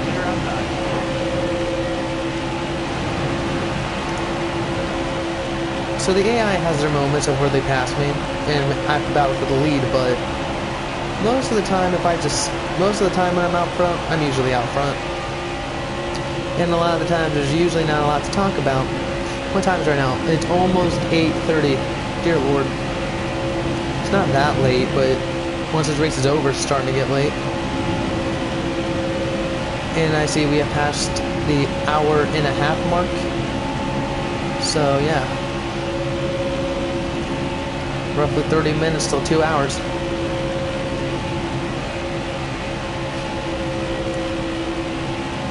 So, we're going to be doing this at least for 2.5 hours. 2.5 hours to 3 hours. That's roughly how long this is going to take.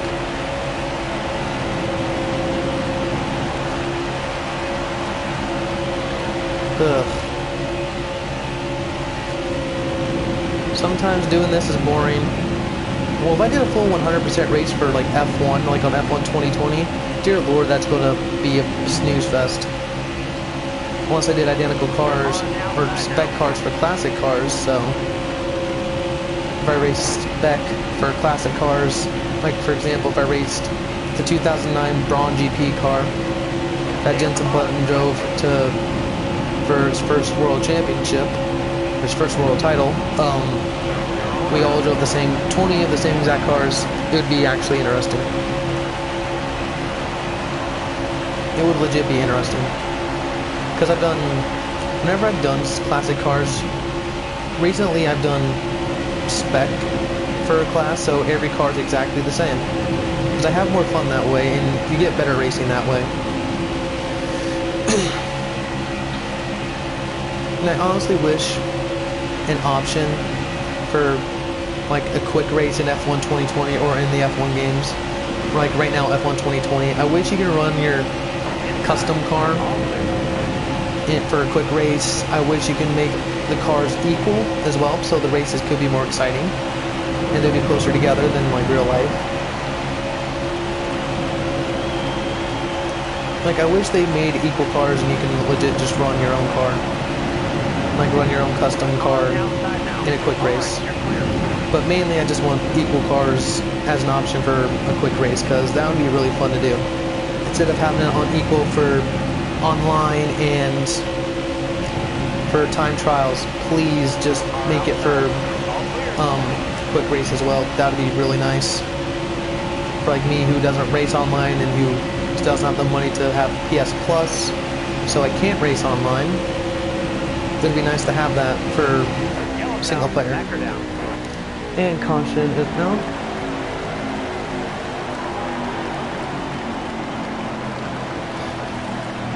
on, give me a second.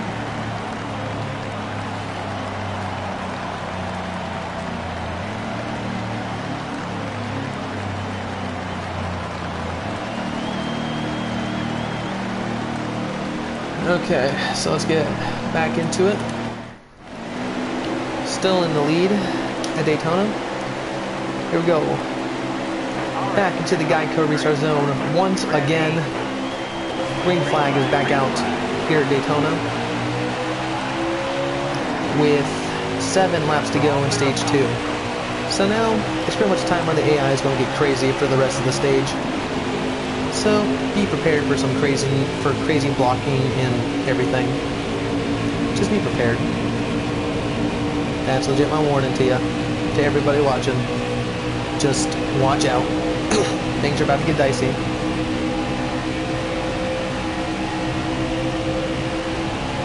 We're trying to make McDowell sweep the stages. Even though I can make it realistic and just push Denny up front and make Denny win both stages, I kind of want to have McDowell sweep everything. That'd be nice, wouldn't it? But that's what I'm trying to do. But even though it's going to be unrealistic result-wise, I'm at least just trying to get McDowell a win. But here we go. 6 to go in the stage. Just trying to make McDowell good. Or trying to make him look like he's dominated a lot in this race.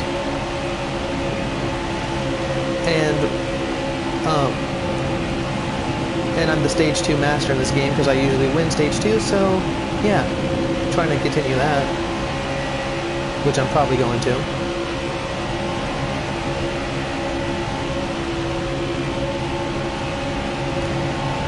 Oh boy, it's 3 wide behind me. Stenhouse is going to fall back because nobody's with him. Out of Newman right there with us now, out of 4 onto the front stretch. 5 laps remain in stage number 2, and here comes Stenhouse again. Right now the outside line's forming, so now we might be 3 wide for the finish of this. Almost hit the wall there. Dear Lord me, calm down. Don't hit a wall, that's not what I need to do right now. Hitting walls is bad.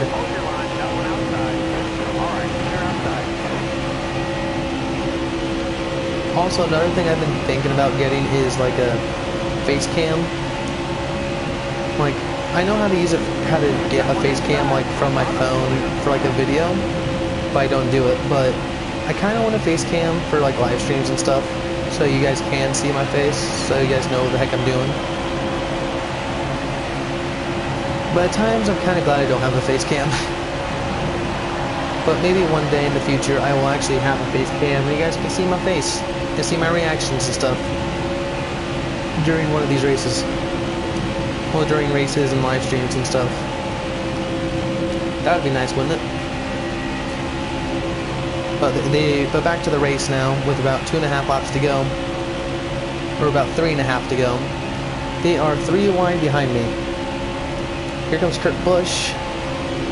Oh boy, I had to go down bottom. Now top. That didn't work out. We'll be squeezed in the middle. We're back to the top. Actually really helped me. That just epically saved me there. Come on, Ty Dillon, help me out here, buddy. 3 to go on the stage. Stenhouse is in the lead. We're going to have Ty Dillon push us to the lead. Now here we go, back to the lead of Daytona. Now we're going to be pushed by Ty Dillon, hopefully for the rest of the stage. Or not. This stage is getting a little bit more interesting, isn't it, for the finish? Into turns 3 and 4. Ty Dillon is still going to be on our rear bumper. So no, I'm going to the bottom. I need to stay in the middle with him. Out of 4 onto the front stretch.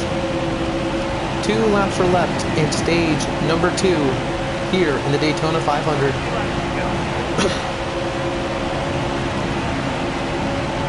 Can't wait till the stage is over, then we're on the last stage.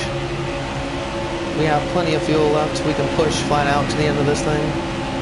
But I'm just hoping this race goes well. Oh, we hit the wall. Oh, we're going to make him wreck. We're actually going to make him wreck. Oh, we're wrecking. Oh, and of course he saves it. And of course we didn't win stage 2. We get 3rd. Because of that. And Denny Hamlin won stage 2. What a coincidence. Like in real life. Ugh. Need to take a breather real quick. What's going on social media? Very curious.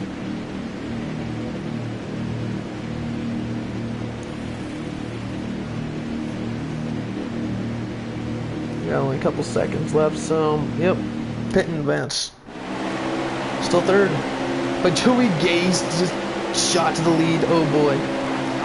This is going to be interesting. Coming to the Geico restart zone. Green flag is out for the final stage of the Daytona 500. 69 laps to go. Funny number. But 69 to go in the Daytona 500.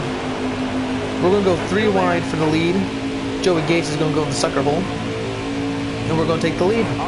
We're back in the lead. We're back out front here at Daytona.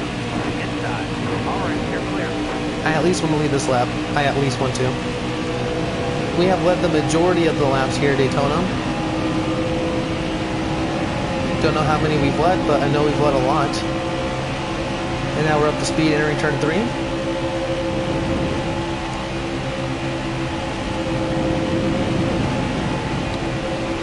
Out of turn number 4 onto the front stretch.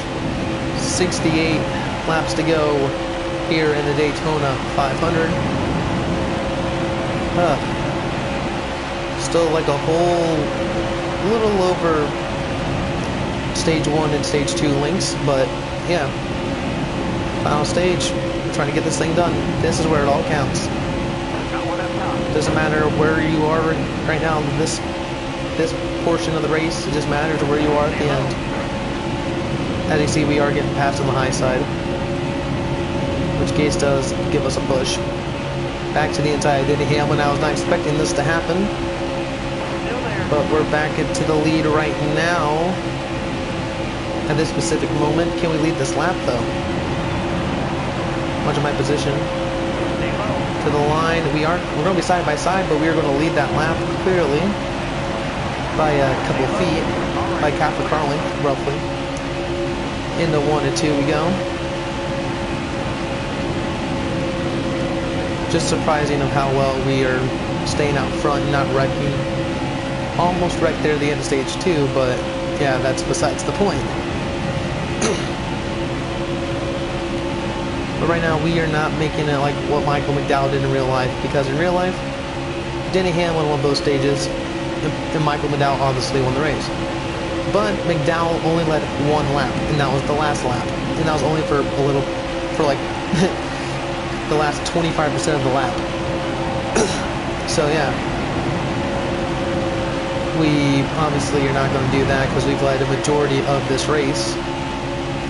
But we're actually going to make it look like we dominated in a way, which we should have won stage 2, honestly, but I'm just happy I at least won a stage, but at least it looks somewhat realistic now because Denny Hamlin won stage 2.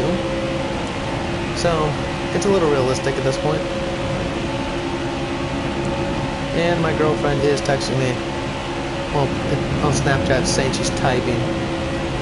Not gonna respond to her until, you know, there's a caution, because I know I should text her first. I should, but I don't want to just pause the race because of my girlfriend, but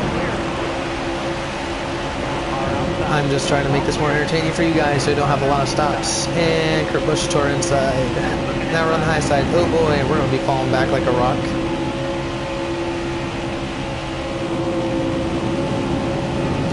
Maybe not, because we have a huge run on Kurt Busch. And back to the lead we go, I guess, into turn 3. Yep, we're going back to the lead. Because of that huge run we got.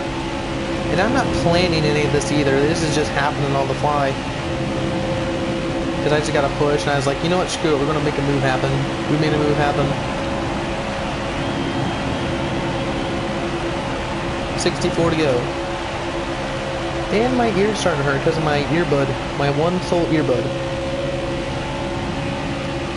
I might also get actually get actual headphones one day too. Because having headphones would be nice as well.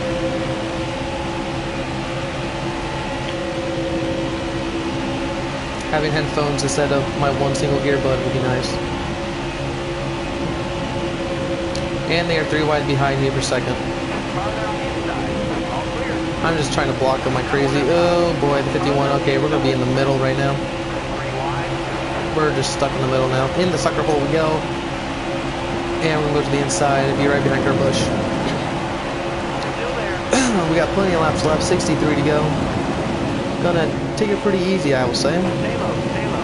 Let's just settle in right now. Let's just make this easy. Let's make it easy for us.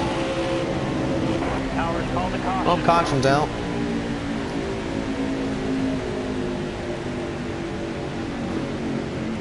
Okay, hold on, give me a second.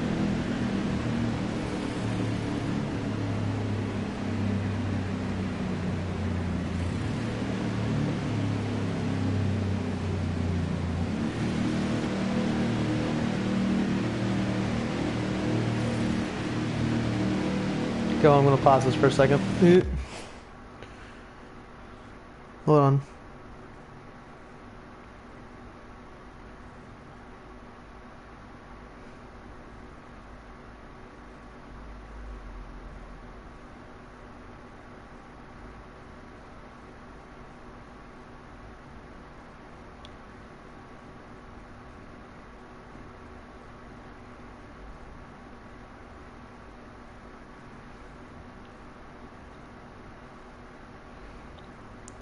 Okay, now back to it. Don't pit. Here we go. Here we go again. To the Geico restart zone once again. Kurt Busch is going to lead him to the green flag, and we are racing with 60 laps to go in the Daytona 500.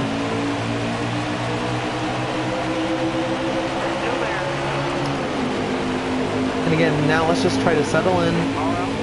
Don't make any crazy moves yet. Just hold those back.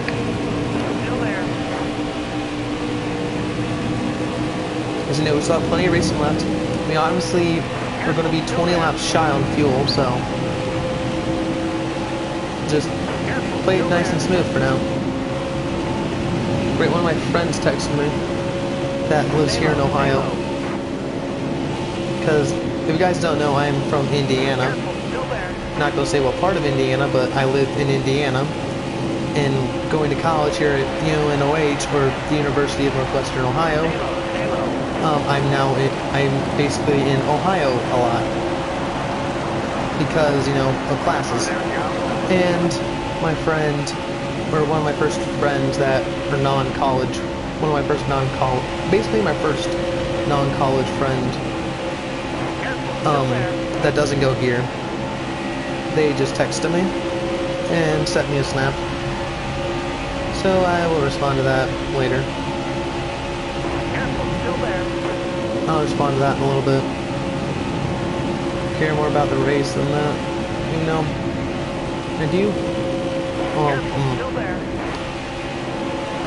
I do worry sometimes if something's wrong, but besides that, there's really nothing, honestly.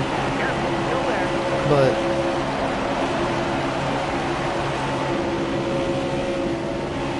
yeah, I'm basically one of their only, not only friends, but a friend that at least understands kind of what they're going through in a way. I don't know. But anyway, besides that's not the point of this stream. The point of the stream is this race, and as you can see right now, we are side by side. Okay, now caution's back out. Oh boy.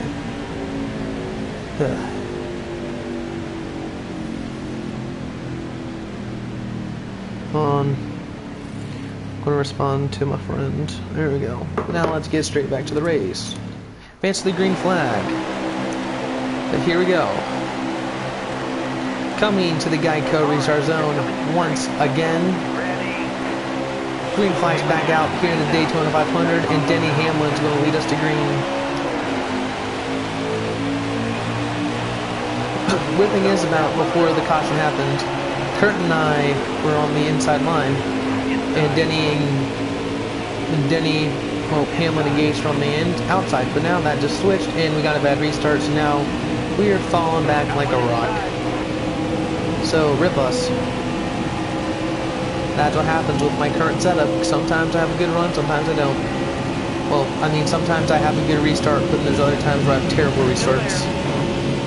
Yeah, then I get monster runs like this going like 206 miles an hour into turn 3. Clear high, clear high. Like, you know, have monster runs, and then, you know, probably people are wondering, how do I get those big runs and get that high of speed?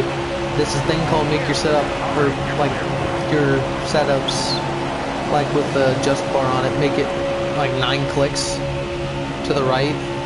So like 8 or 9 clicks to the right, then you just basically have a lot of top speed. It takes forever for you to speed up, but once you're at top speed, you're golden. Ooh, that's not a smart idea. Let's just push Newman right now. I kind of want to lead on lap 150, just because, you know, it's a 3/4 distance, and we're almost to that. And my girlfriend's texting me again. Whoop. I will respond to her later. Or when a caution comes out or something. Yeah, here we go. Only 3 to go until the 3/4 mark. We'll go to the inside of Newman there. With Newman here. We're side by side right now. This isn't good.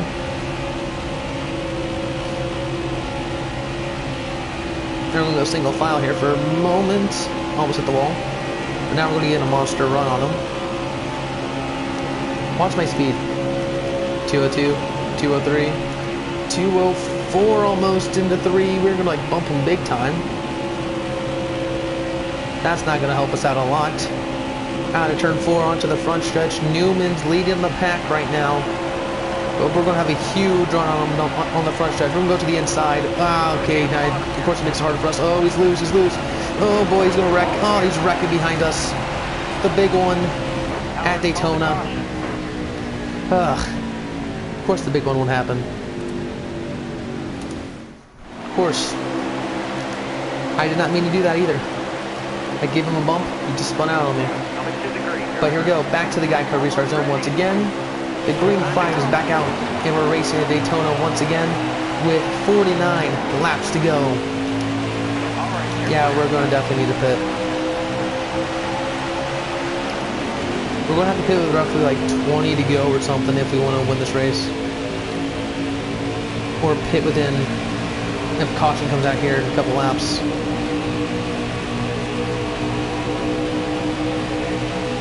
But yeah. We are now past the 3/4 mark of this race. Now we have less than 50 laps to go. Now it's just time to... This last 25% of the race is basically just a push to the end.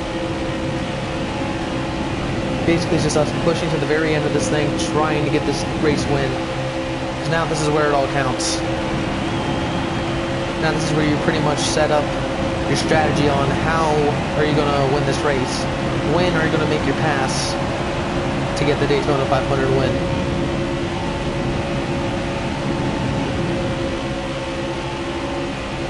Because right now, all the cars that are in the race still, we're all in one big pack. Practically, we are in one big pack. Right now, they're keeping it kind of calm, but still a little aggressive though.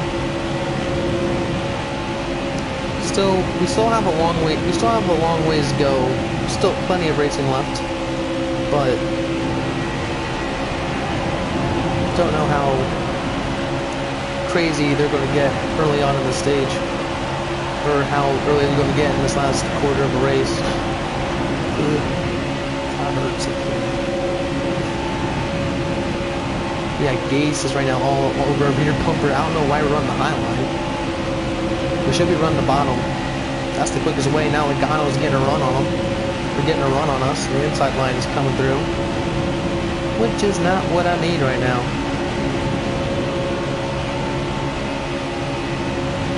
I don't need that inside line coming for us. I need them to stay back a little bit. Just a little bit. And now Logano's up to roughly 3rd. Battling with 3rd place right now. He's going to be up side by side with Gase here pretty soon.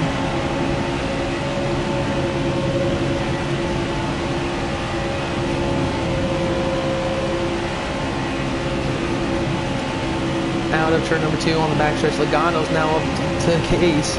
It's going to be up to me pretty soon. Well, now Gase is pulling ahead. Or Gase and I are pulling ahead. Now Logano's going to go to the highest side. Smart choice, I think. Oh, now he's going to go back to the bottom. Of course he is. Now Gase and I are going to probably go to the bottom. If he follows me, he's not. He's going to stay in the middle. Dang it, Gase. Out of 4, 45 laps to go in the Daytona 500. One thing that's going to be interesting about this finish of this race is that we do not have enough fuel. We have 30 laps of fuel left, and we have 45 laps to go. So we're going to have to pit with roughly 15 to 20 laps to go in this race. So this is going to be an intense finish. This is going to be a finish that is going to be on strategy, unless, you know, we can somehow conserve fuel or something. I have no idea, but strategy is going to come into play right now. Strategy is going to be a real key factor in this race. But yeah, how about we do something a little different for this stream right now? Let's do a little crank it up.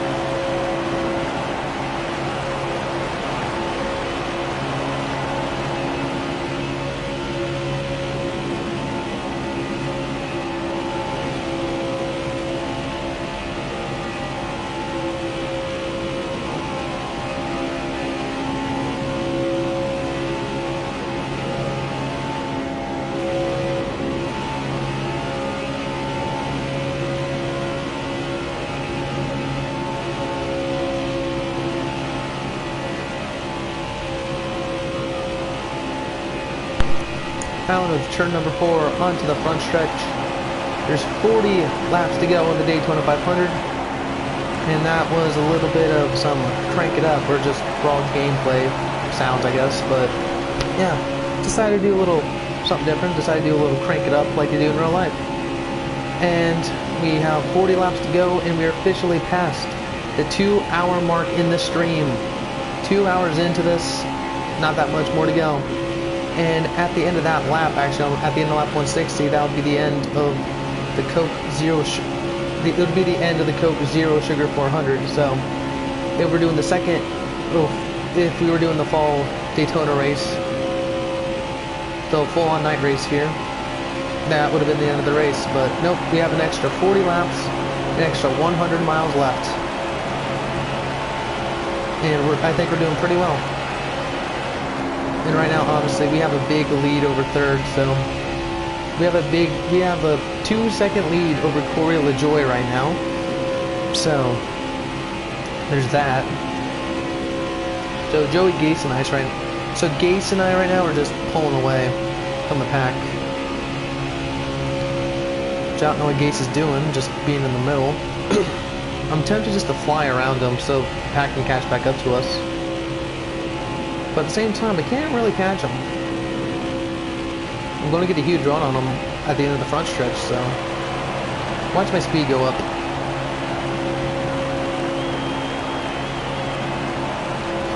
.201, 202, 203, 204. Clip 204 there. Let's go to the inside of him. Actually, no. Yeah. Let's go back in the draft. A little bit closer this time. So this run is actually going to be good. We're going to try to make a move on him. Now we're going to go to the inside of Joey Gase for the lead. To the inside of Joey Gase for the lead of the Daytona 500. We're trying to make something happen. Out of turn 4, side by side, trying to side draft a little bit. The side drafting doesn't really work in this game. Or it kind of does. We're going to lead this lap.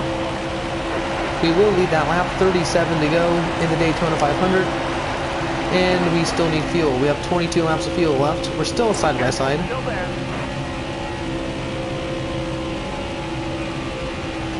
Trying to get that side draft.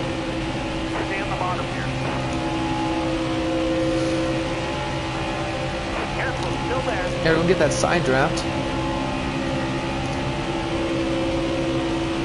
That side draft isn't really working out for us, as the pack is catching us now. They're second behind. Probably should get behind Gase again for a lap or something, just try to pull, not really pull away, but try to pass him. Because right now he's like impossible to pass, shockingly enough. Surprisingly, not a lot of cautions in this stage. I practically need a caution right now to make it, or else we're pitting with like roughly everyone else, which is not what we need to do.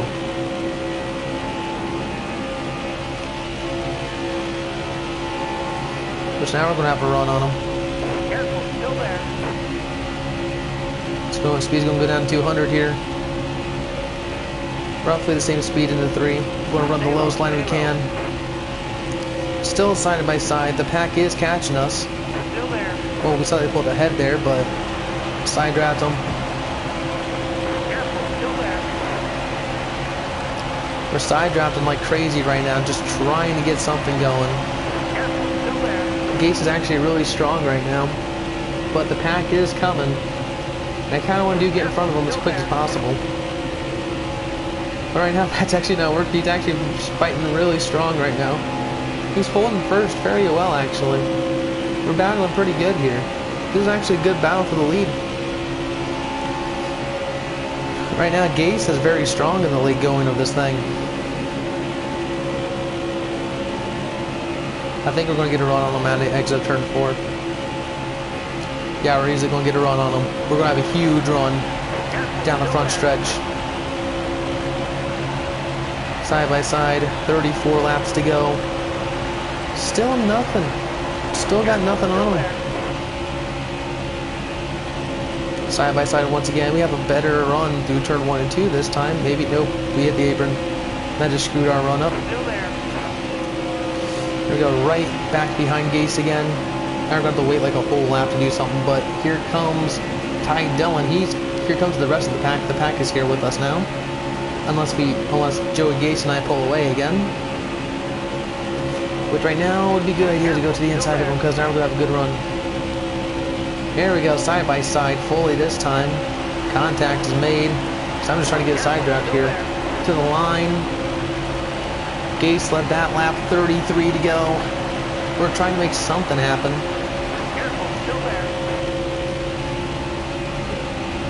Now Ty Dillon's going to go to our inside here and help us out. Now Ty Dillon's up here. We're going to take the lead of the Daytona 500.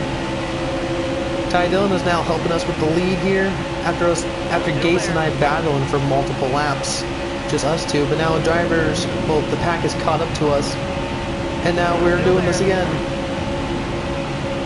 But now we're still side by side though, but I'm barely edging them. Oh, caution is out. Everybody's pitting. This is what we need, guys. We're pitting. We are pitting this time. Hold on. Give me a second.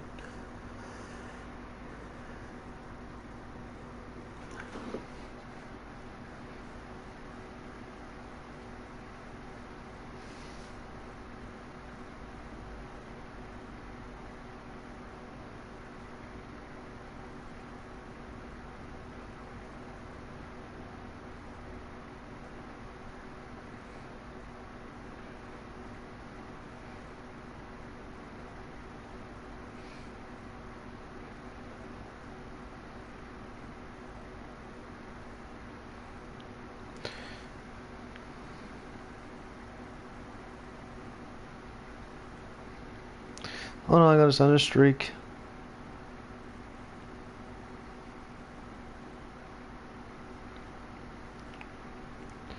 There we go, now we're going to be back. Okay, here we go. Okay, now we're 18th. Oh boy. This is going to be fun. Coming back to the Geico restart zone. The green flag's back out in the air here. Oh, we didn't shift. I thought I actually shifted, but apparently I didn't shift. But now there's 30 laps to go in the Daytona 500 on this restart. We have enough fuel to make it to the end. Now let's go full out for the rest of this thing. Got one inside. Which I know we easily can go full out with this.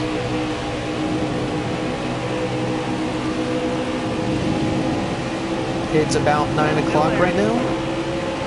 So, yeah. It's almost 9 o'clock. Oh boy, 4 wide, 4 wide, 4 wide. This is going to get interesting. 4 wide again. Oh boy, how are we not wrecking? How did we not wreck? Oh my lord.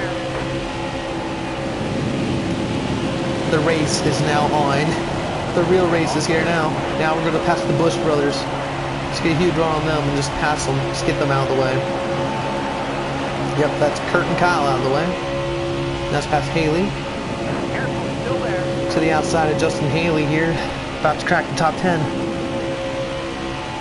With less than 30 laps to go in the Daytona 500.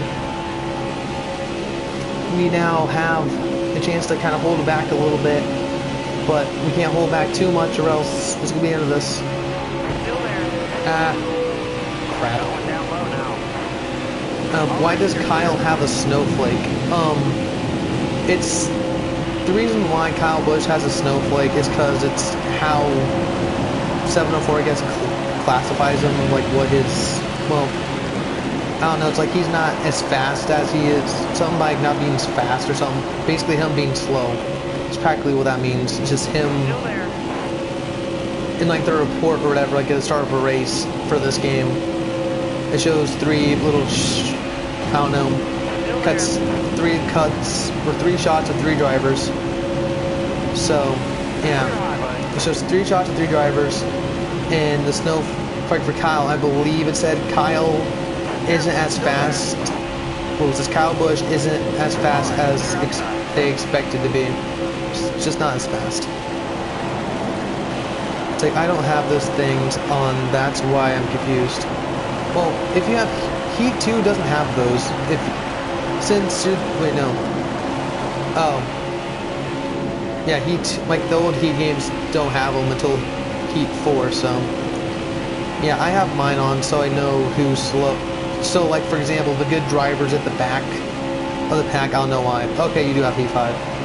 Okay, I was thinking for some reason you're the one guy that commented thinking that the latest game he had was Heat 2.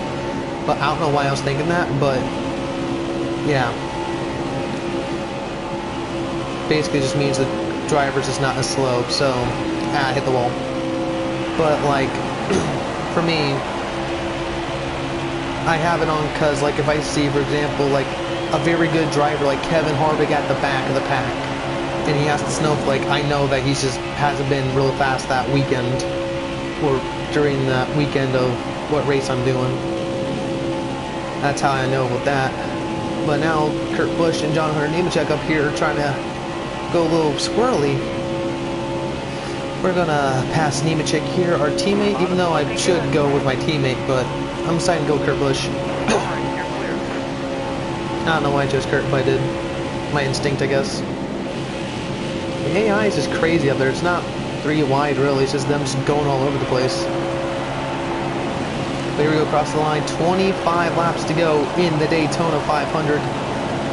Who is going to win this thing? Hopefully we can, and we can recreate this Daytona 500. Like, properly. But right now, in real life, what would be happening right now is we would be single file. But obviously the AI doesn't go single file really in this game, so we're just gonna push. We're just gonna push on. I'm really excited for NASCAR 21. Same here, dude. I'm very excited. I don't know if it's... We don't know officially if it's going to be called NASCAR 21 or not, I'm pretty sure, but more than likely it's probably going to be called NASCAR 21, but like I mentioned earlier in the stream, that game, the new game, is going to be built from the ground up like Heat Evolution, but with the next gen consoles. Hopefully will come to PS4. I'm pretty sure it's not. I'm pretty sure it's only for the next gen console, so PS5 and stuff. Like the PS5 and the Xbox Series X. Pretty sure that's going to be it. Yeah, I know we don't know the name yet, so I know why they're calling it NASCAR 21. Which they said is only for next gen, so yeah. As far as I know, that's from what I've heard. It's only for next gen. So I'm hoping to get a PS5 by the end of the year. So yeah. Which I think this game should come to PS4, and then next year should come to PS5. Well, this is the same thing that's happened. This is the same thing that's happened like with Heat Evolution. Remember, with Heat Evolution, it came out for the PS4 and Xbox One because next gen consoles. They didn't go back to the PS3 or Xbox 360. So they're just moving it up. So yeah, they're just moving up to the PS5. I'm pretty sure it's just for the next gen consoles. I'm pretty sure it's just for the next gen consoles. Like just for the PS5 and Xbox Series X. Or it could, like you said, be for both, like the PS4 and PS5, but I'm pretty sure it's just for the PS5 and Xbox Series X. So, like, legit just the new next gen consoles. That's pretty much what it's for. This is from what I've taken from what people have said. So, I'll say don't expect a new game on the PS4 or Xbox One soon. Because I'm not going to get a PS4. Do you mean a PS5? Because you said PS4. Because you obviously have a PS4. You should have a PS4 if you have a PS5. You have, yeah, exactly. I knew you meant PS5. But yeah. It's like, I didn't get my PS4 until Christmas of 2018. So it was nice having new games for a couple of years, but I guess we're not going to have that really. If NASCAR decides, yeah, we're just going to do next gen. Because I hope they kind of stick with the PS4 as well, but at the same time, I don't see that happening. PS5 is an air purifier. Huh. One of my girlfriend's uncle, he has a PS5, and I will say, he has a PS4 Pro and a PS5 side by side with each other in their family room, and I looked at them both side by side, and the PS5 is thicker. It's bulkier than the PS4, and I'm like, oh boy, that's gonna be fun to put up whenever I get it. So yeah, we're gonna have a bulky console. Heck, I was on it today, just watching their Netflix to finish watching The Crew when I was helping my girlfriend babysit her uncle's son. So, yeah. So yeah, the PS5 is actually really bulky. It looks nice, but it's bulky.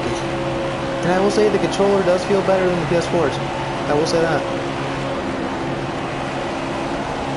But yeah, hopefully but yeah, like NASCAR 21 is pretty much going to be for the PS5.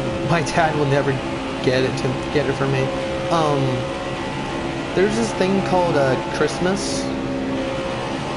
He won't even get me a new wheel. Well, technically your parents shouldn't have to get you anything. Like for me, like if my parents give me something, I usually earn it.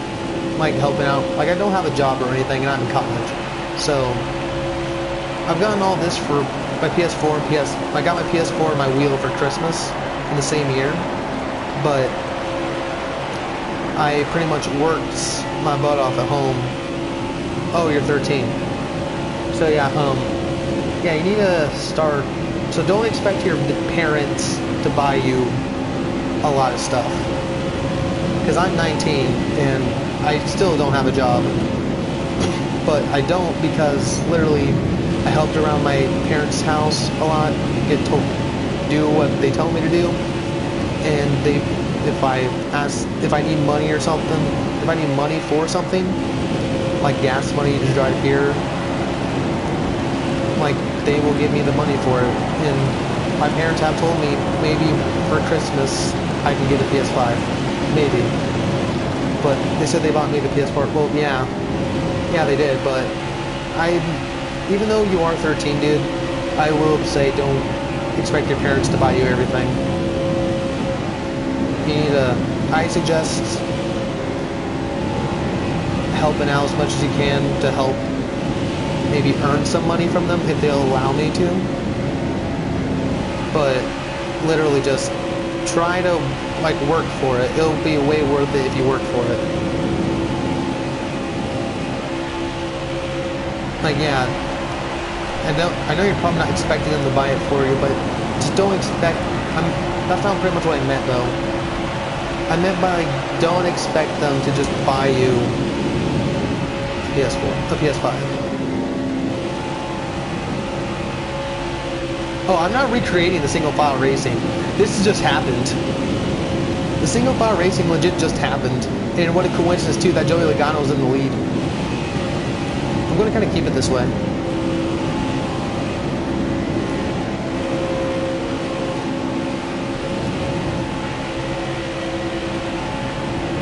How much gives you chores because then I could tell them about it. Okay, caution. Okay, I'm going to pause this real quick. Dude, I don't get paid for specific chores. Like what I do in my house is like I go out, like help feed our animals. Like yeah, go out, help feed our animals if I get told to. I'm not spitting them out. I'm just gonna pass them for the win. But like right now, dude, I'm talking to you. Like for my I don't really have the quote unquote chores per se. I pretty much just get told what I have to do. And like I'm trying to think here. Like if I get like what I do, what my parents tell me to do, or whenever somebody tells me to do, like my sister for example, if she tells me something to do, I'll do it. And I'm getting to that and how I make money from it. I literally just get at, if like for example, if my parents ask me to go out and feed our animals or help feed our animals outside, or to feed our dogs inside and give them food and water, I don't say no to that. I can't say no to that. I pretty much have to do it. So I do it. I don't get paid right off the bat or anything from it, but what happens for me is like if I ask for something, like if I need money for books or something, or if I need money for gas, my parents will provide it to me for like, even if it's like only a couple bucks for gas, they'll give me it because I work for it. Like I work for it. Like I don't really, I guess, get paid that much. Well, I can't really word this well. Okay, so literally, for me, I don't really make money. I just get given money from my parents if I do what they tell me to do. Okay, I'll finish the race. Okay, I'll finish the race. And I was about to be done with it anyway, but yeah. Thank you for telling me to finish the race, because this would have been on for about 10 minutes or something, but yeah. But, that single file thing is over now, so... yeah, that's done and over with, but... coming to the Geico restart zone. Green flags back out, and we're racing once again at Daytona. We have 12 laps to go in the race. I'm going to try to make this as realistic as possible, if I can, and of course I get a bad restart. Of course I do. Of course I get a bad restart. Well, there goes my race for a little bit. I'll get back up there in a couple laps. About to turn 2 onto the backstretch. They're kind of going single file. But right now I need their runs. And of course Logano's getting past now. That's not what you're supposed to do, my guy. You're supposed to stay in the lead. Outside. And of course no one's going to come down and help me because Ty Dillon just decided to ditch me. We'll push Joey Logano to the front. We'll push him to the front. Still there. Okay, now Chase Elliott went in front of Logano. Of course he did. Got 11 to go. We're going to push Joey. We're going to push Joey to the front. Joey, don't let Chase just block you like that, dude. Just pass him. Okay, Chase is coming to the lead now. Chase Elliott to the lead of Daytona 500. We're trying to have Logano pass him now, so...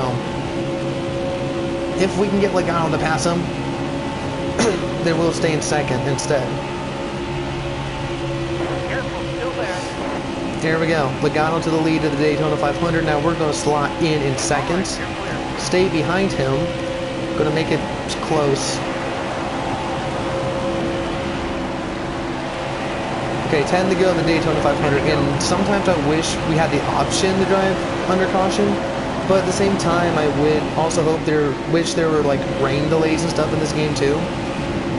Like, you know, the whole rain delay thing and lightning delays and stuff, because that'll make the race more interesting for wherever it is. It can happen in any race, practically. But yeah, I kind of hope that can be added to the game one day. Like, we don't have to wait through every delay or anything. You can skip through delays, but if it's past halfway, you can call a race official. But if you're not halfway and there's rain, you can try to make that up. So yeah. Hopefully that comes to, hopefully rain can come to NASCAR games one day. But if not, oh well. That's just one thing I hope they have one day. But yeah, right now we're trying to make this as realistic as possible. Right now it's kind of working, but not really. We have 9.5 laps to go. And I'm trying to make it single file here. And I know me for a fact that when I do this finish, I probably won't be able to wreck Logano into 3. So that might not actually work. So I am trying my best though to make this as realistic as possible and waiting as long as possible. I might attempt to go for the lead early, like for example like with 2 to go, but I don't know. But turn number 1 we go. Oh boy, this is going to get real interesting real quick. Oh, Logano, no. We're going to try to stay right behind you, dude. We're going to stay right behind you for the moment. We are almost crossing the 2.5 hour mark, so... which looks like this race is going to end at roughly 2.5 hours. So roughly around like 9:30-ish. Roughly around like 9:25, 9:30 when this race is going to end. So yeah, down the front stretch we go. 7 laps to go in the Daytona 500. Right now we're making this pretty realistic because Logano's in the lead. I mean, we should be sitting in 3rd right now, but we're not. But I decided to go up to 2nd only because, you know, just so I have a fair chance of winning this thing, but also making it realistic in a way. So far, it's pretty realistic, though. Oh, of course, there's a caution. Of course there is. There's always a caution. We're not going to have like 4 to go. But here we go. Coming to the Geico restart zone once again. Yep, we're going to have 4 laps to go. Green flags in the air. 4 laps to go in the Daytona 500.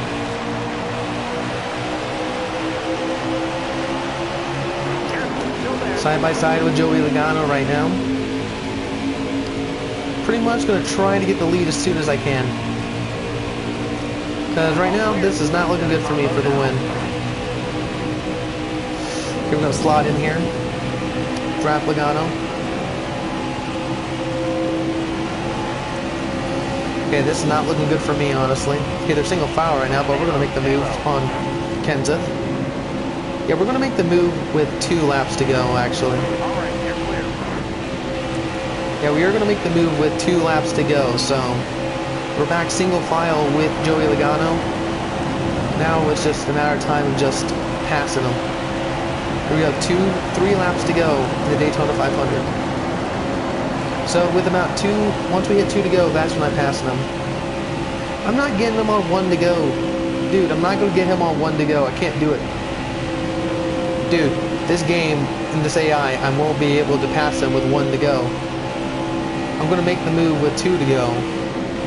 Like, at least entering turn 3 with 2 to go. At least like that. That at least needs some help. Okay, I can't have, as well, 13 do that. Here we go, at turn number 4. 2 laps to go in the Daytona 500. 5 miles of racing left. We're going to attempt to pass it this time. Not because we're trying to make it like real life, but I'm doing it this way because don't know whether or not I can get that win or not. I'm going to make the move pretty soon, though. We're going to make it now. We're going to try to make it now, at least.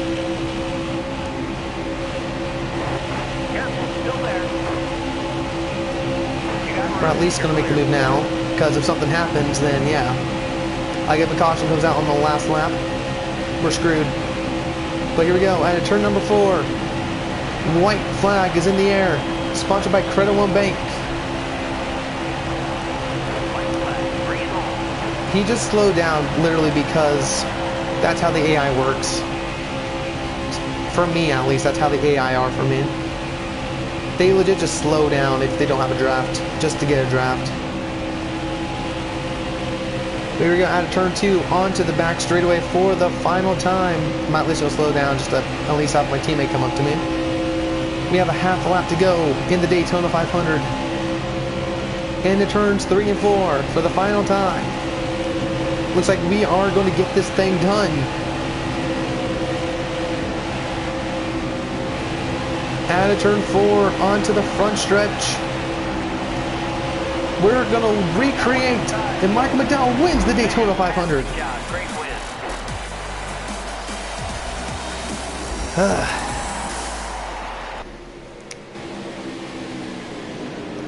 Got it done. We just recreated the Daytona 500, kind of. Well, close enough. It's close enough to the way to do it. It's the closest you'll get on Heat 5, that's for sure.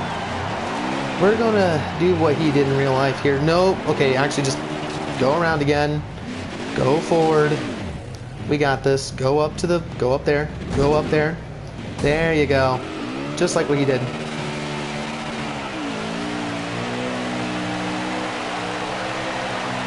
Just like he did in real life.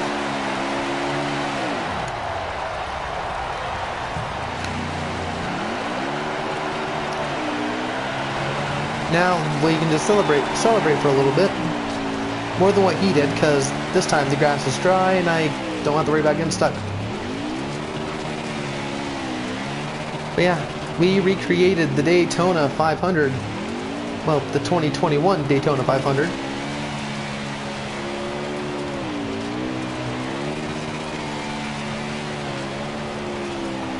Oh yeah, the engine's blowing up on me.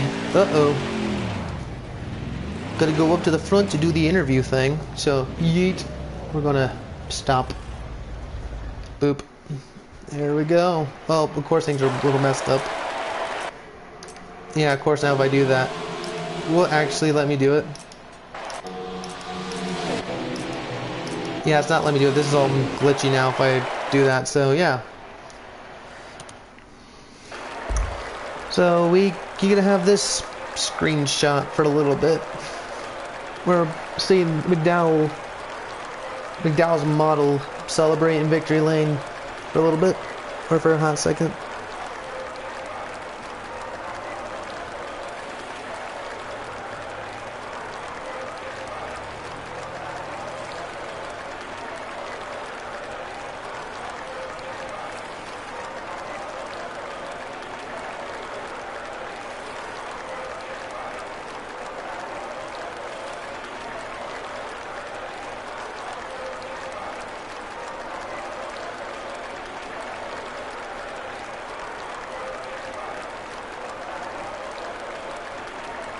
Okay, so the models in this game suck. Yeah, they do suck.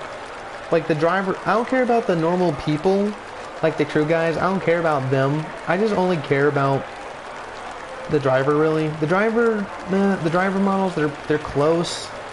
It's like F1 2015 when they first did driver models, honestly, but it's close enough. Close enough, but yeah. Of course, we set the fastest lap of the race. Most laps led. We led the most laps with 73 laps. We were on the move. We started 35th. Started first. Chase Elliott had a tough break. Started 8th. Finished 36th. Yeah, there's that. So results. Have you seen the Kevin Harvick driver model? I mean, I don't think I've ever driven as Harvick in this game, but I've seen the Harvick model. I've seen the Harvick model though. Why? Why ask me that?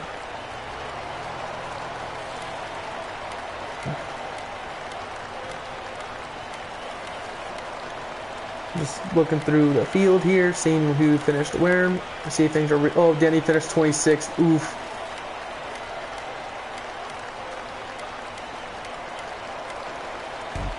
It's not even close. Oh, it's not even close. Oof. Johnson was the last car on the lead lap. Oh my god, that's sad. I mean, the 48 actually did finish 35th in the actual Daytona 500.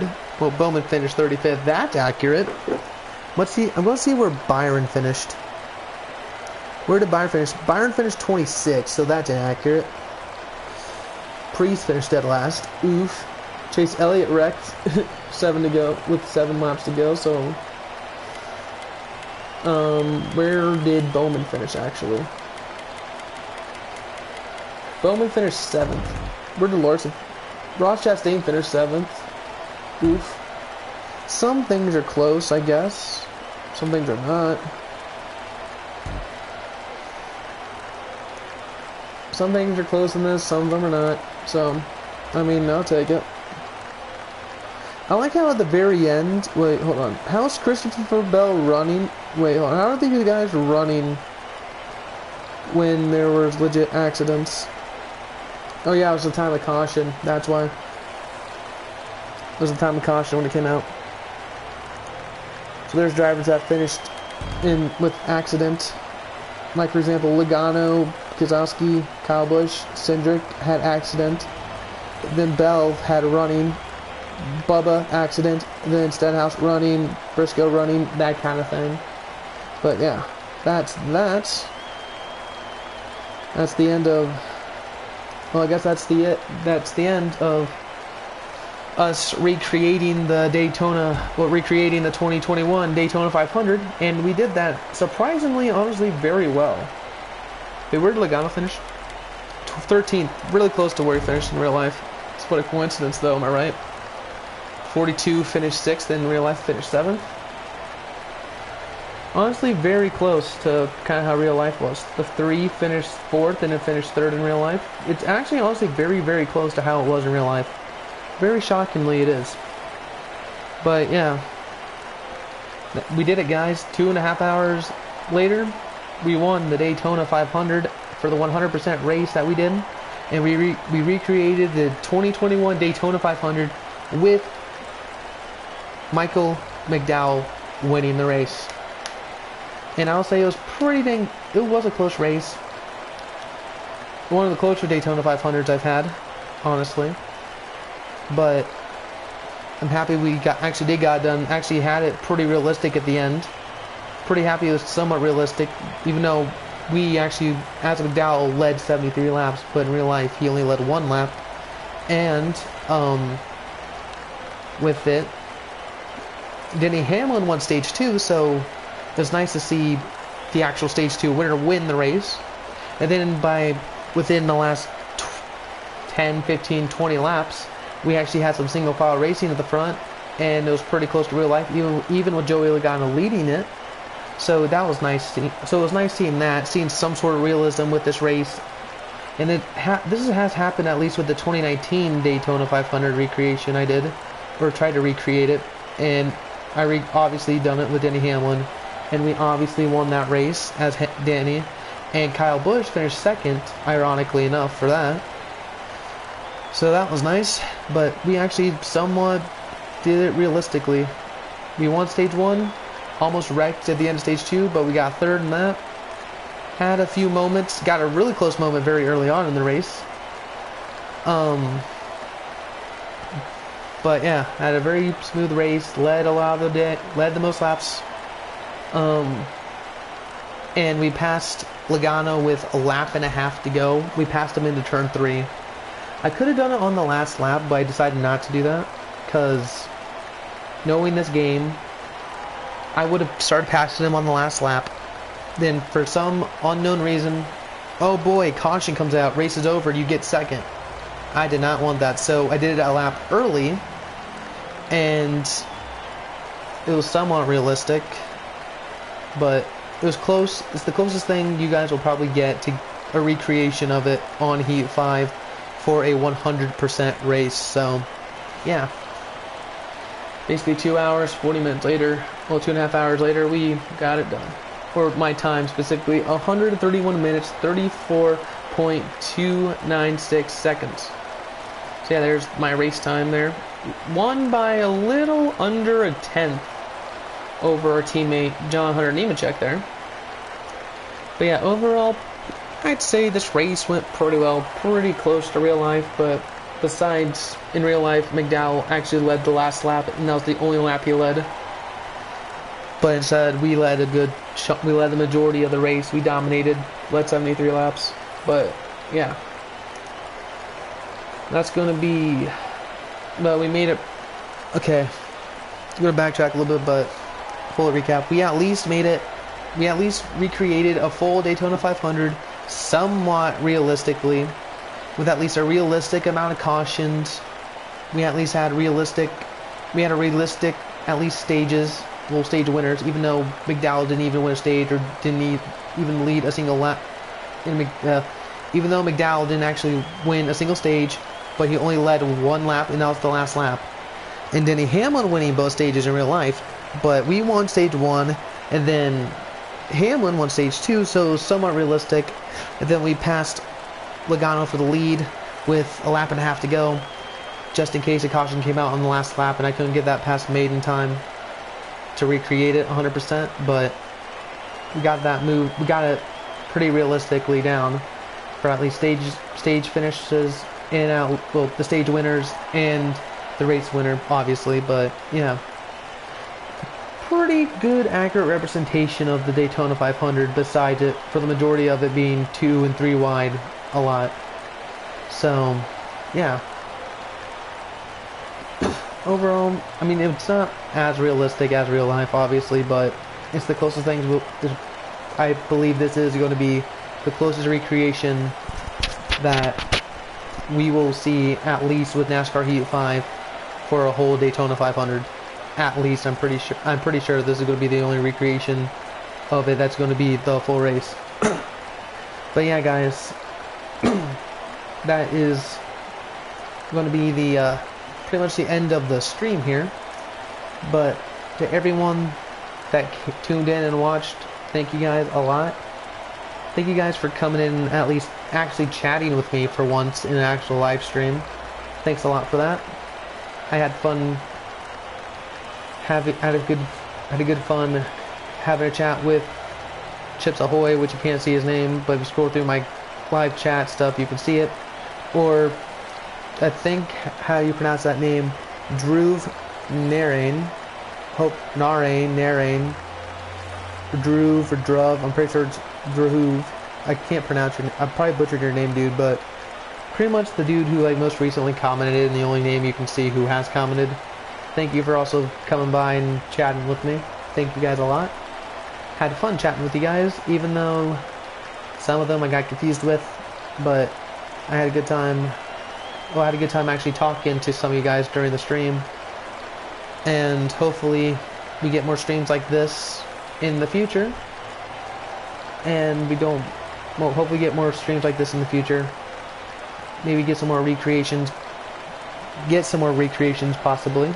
Not 100% sure when I do it or how I do it, but one day we will get some recreations in. We'll probably get some more recreations, honestly. Don't know when, or don't know when I'll do them, but I will do them. I'm considering doing this a lot more, but yeah. And again, another race recap one last time. So for the race, we led 73 laps. We had the fastest lap of the race. We had a pretty exciting race for the majority of it, 2-3 wide for majority of it, even though in real life it was majority single file. But yeah, we won stage 1. Denny Hamlin won stage 2, which was realistic, and we got single file. We got single file at least at the front within the last 20 laps, even though we had 2 cautions within the last 10 laps, or within the last 20 laps. We at least went back to single file somehow, and Logano was in the lead, and we passed him with a lap and a half to go. Only so if a caution came out on the last lap, like before I passed him, I wouldn't have gotten second. I easily would have won the race. That's why I did it like a lap early. But yeah, that's why I did it a lap early, but we cruised home, get the win, won by less than a tenth over our teammate John Hunter Nemechek. But yeah. And again, well, that's it for the race recap stuff completely now. But thank you to everyone who tuned in, watched the race, even though it wasn't a lot of you guys that watched at a time. But I'm happy that at least some people have watched the race. But thank you to everyone who did tune in, and thank you to you guys for chatting with me as well. I actually had a good time chatting with you guys. Actually having some actually decent conversations for once, at least in a hot minute for a stream, so thank you guys for that. Hopefully we can do more stuff like this in the future one day. Don't know when I do more recreations like this, or I do recreations as in videos, but yeah, I decided to do the Daytona 500 one as a stream and as a 100% race, and this is my second 100% race live stream, and we got it done. Actually got it 100% done. Completed the race. Did a pretty good close job on, you know, getting it pretty close to what it was in real life. But this is at least the closest we're probably going to get on Heat 5 for it. But yeah, once again, thank you. Thank you to everybody who did tune in and watched and even chatted with me. Had a good time. Honestly, really had a good time with it. Good time chatting with you guys. Thank you to everyone who viewed it as well. Honestly, it means a lot. It means my content is getting out there in some way. Getting to some new people as well. Which I'm glad my channel's finally starting to do that. Or some of my streams and videos are starting to get to new people. And my channel's starting to get out there a little bit more than for me doing this for almost 6 years. Hold on. Yeah, for doing YouTube for 6 years now. For like at least uploading for 6 years. I'm happy the channel is actually now starting to grow again and not pretty much be dead. It's starting to grow again a little bit. It's growing slowly, but I'm happy it is growing again. But again, thank you guys for tuning in and everything. Thank you for chatting with me. Honestly, it means a lot. Hopefully we can do more of this soon one day. But I'm gonna end it here. But anyway, guys, I had fun. But thank you guys so much for watching this live stream. Please like and I'm gonna redo that again. I actually fully messed that up. But thank you guys so much for watching this live stream. Please like and subscribe to the channel if you're new. It'll really help me out and it really mean a lot. But anyway guys, I'll see all you dudes in the next video or live stream. See you guys then.